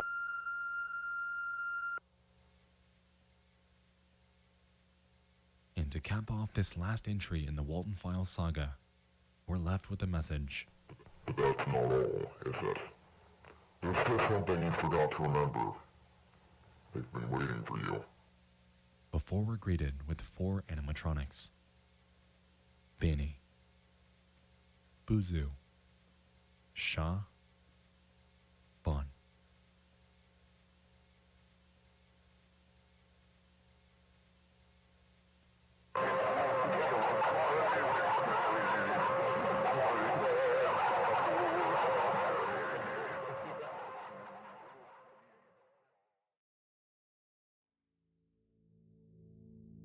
Considering that this series is very much in progress, this message could be hinting at the future. Is this little girl popping up around Bond's Sophie, or is it someone else that we haven't seen yet? For all we know, this could even be some sort of warning, given that, so far, this game's done nothing but help Sophie remember the past that she's been forced to forget. She's the last alive member of the Walton family, and I'm not entirely sure if remembering and re-experiencing the deaths of her entire family are a good or a bad thing. It looks like we'll have to see.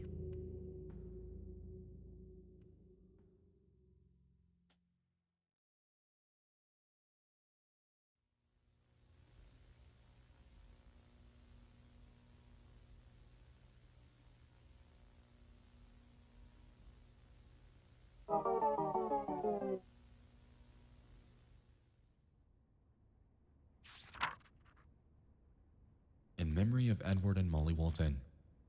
Ed and Molly died Thursday, May 2nd, 1974, in a fatal car accident. They were leaving a party made by their school to celebrate spring. Jack Walton couldn't take his kids to the celebration because of work. A friend of Mr. Walton would take the kids instead. On the way back home, Jack's friend was driving in questionable conditions, thus crashing his car near the road next to the St. Juanas forest.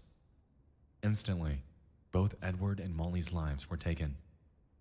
You will be remembered, our little angels, our little red children.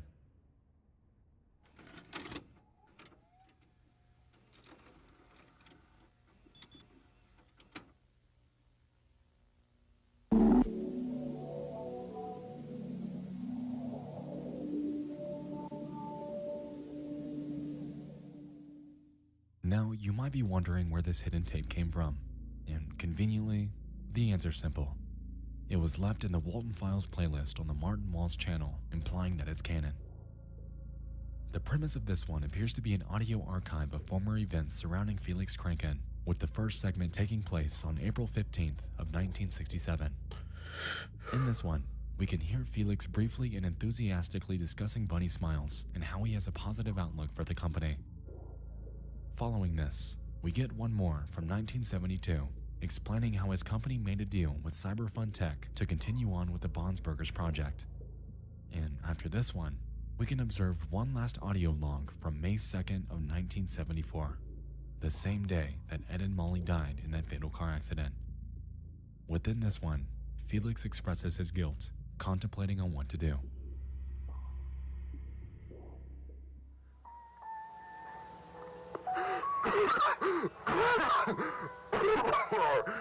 Alright, yeah,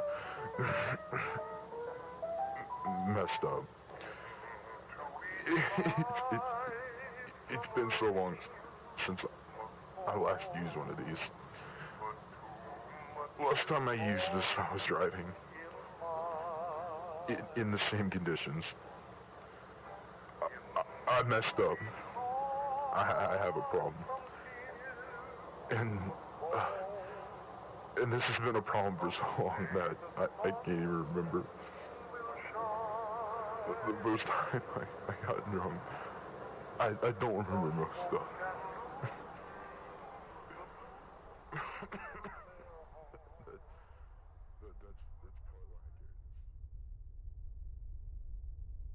And that, my friends, encompasses the entirety of the Walton Files.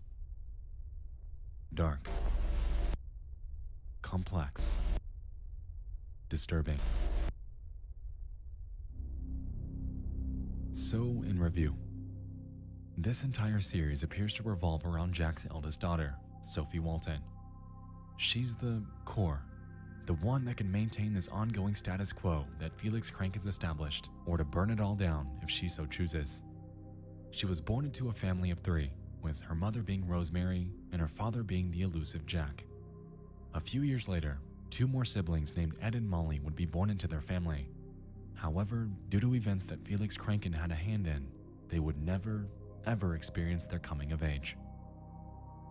Felix was a family friend, someone that the Walton family could trust with everything, yet ironically, is also the main antagonist and the one that ended up killing all of them.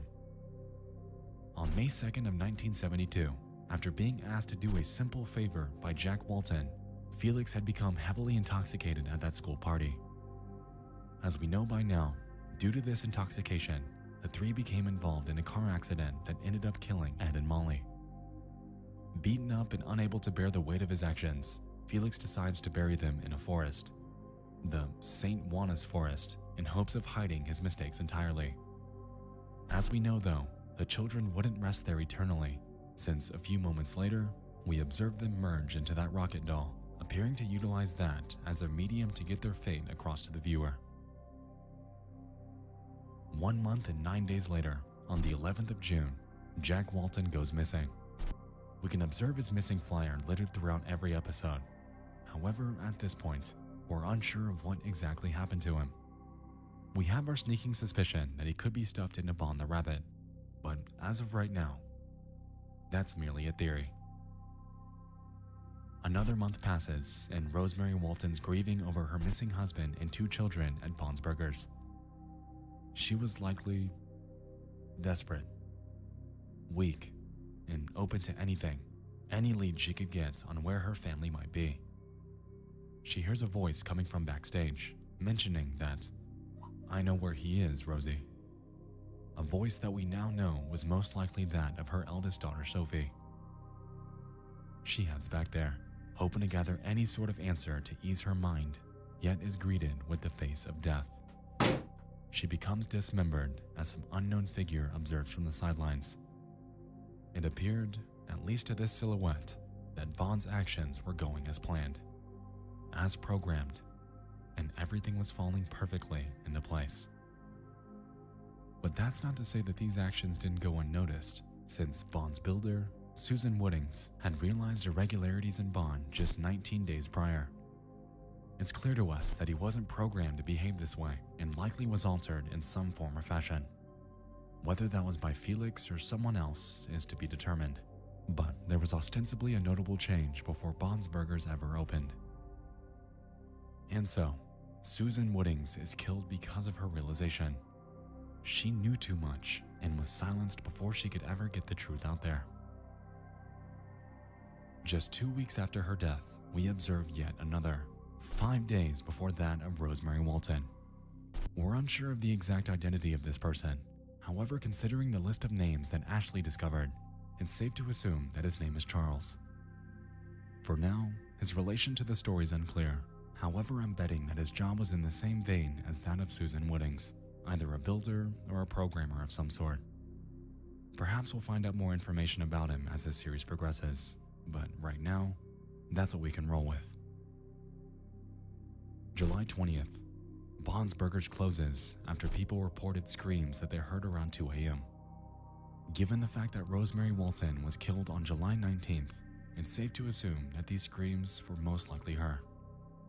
It seems to me that due to the attention that the restaurant was getting, Felix decided to pull the plug on Bond's Burgers, storing every animatronic inside a top-secret facility in the St. Juanas forest. He likely placed it there because that's where Jack's 2 children died and were buried. Either he built it over the spot where he buried them, or placed it nearby so we could check up on it whenever he was working. These are, of course, just theories. However, I think it makes a bit of sense. Anyway, it seems that Felix, from the very beginning, had always planned to reopen Bond's Burgers, moving forward with the past quite literally buried behind him. Most likely, the only reason why he shut everything down and locked it up was to lay low for a bit. To let it all pass. And when people moved on, to bring it right back.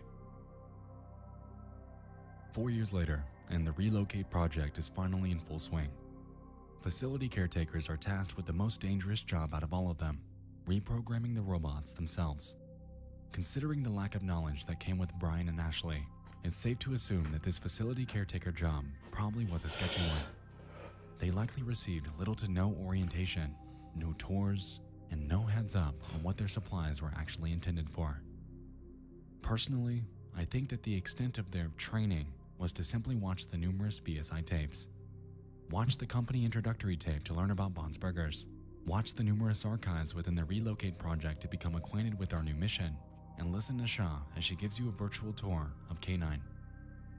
Because, you know, there's no way in hell that any higher-ups are risking their lives for this. That's what the facility caretakers are for, of course.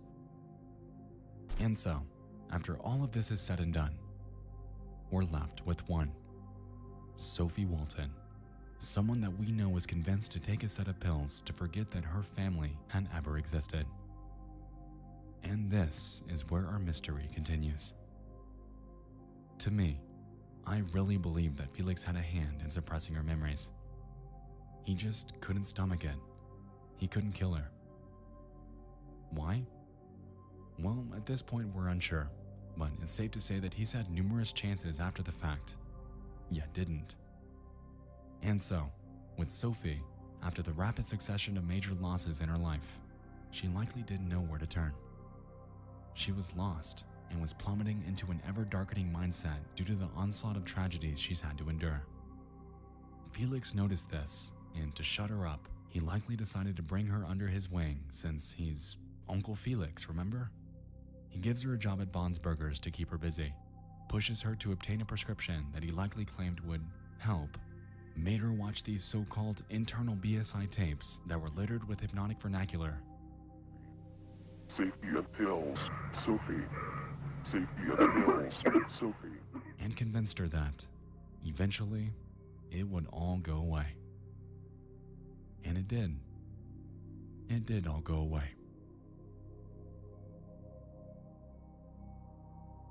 To me, that list of names now seems like it was some sort of a hit list. Just one piece in a breadcrumb trail that Felix was trying to bury. He wanted to move on from this entirely. He continued with the Bonsburgers project years into the future, touting himself as the only founder of the company, quite literally cutting any mention of Jack Walton out of ever existing. The thing is, though, is that whoever created these tapes knows something. They want Sophie to remember, and now that she has, at least as of October 16th of 1982, it leaves us to wonder if she'll be next in line to meet her demise at the hands of Felix Kranken's reprogrammed animatronics. Just like that ominous facility caretaker Key, Sophie's left as the sole survivor, and sort of a key herself that can open and expose the metaphorical backdoors into Felix Kranken's secrets. Doing this would allow her to finally expose his wrongdoings, ultimately leading to much needed accountability for everything that he did to her family.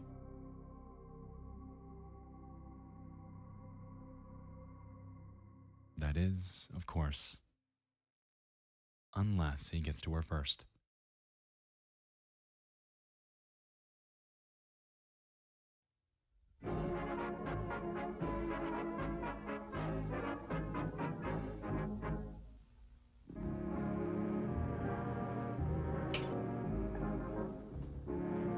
Loss, betrayal, suppression, curiosity, and death. These are the major cornerstones of the Walton Files tapes, something that I've become absolutely enthralled by in recent months. It's been quite a while since I've seen a series this well constructed, and I'm immensely eager to see how each lingering question becomes answered. Like, how did Bond become violent to begin with? Who's putting Jack's face into these tapes? What actually was the fate of Jack Walton anyway? Where the hell does Anthony fit into all this? And will Felix Kranken ever answer for the murder cover-up of nearly the entire Walton family? As it stands, and considering that there are more episodes planned, it looks like only time will tell. When these videos do come out though, you can bet your ass that I'll be dropping everything to tune in. And when the time is right, you know that I'll be back. And I'll be ready for part 2. Twilight soon will fade. I'll meet you at the masquerade. While Holy fuck.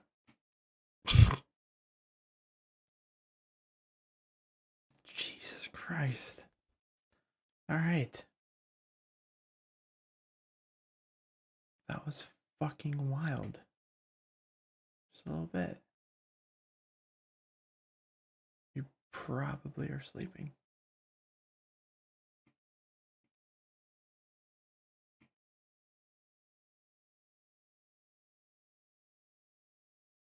But it is definitely time for bed.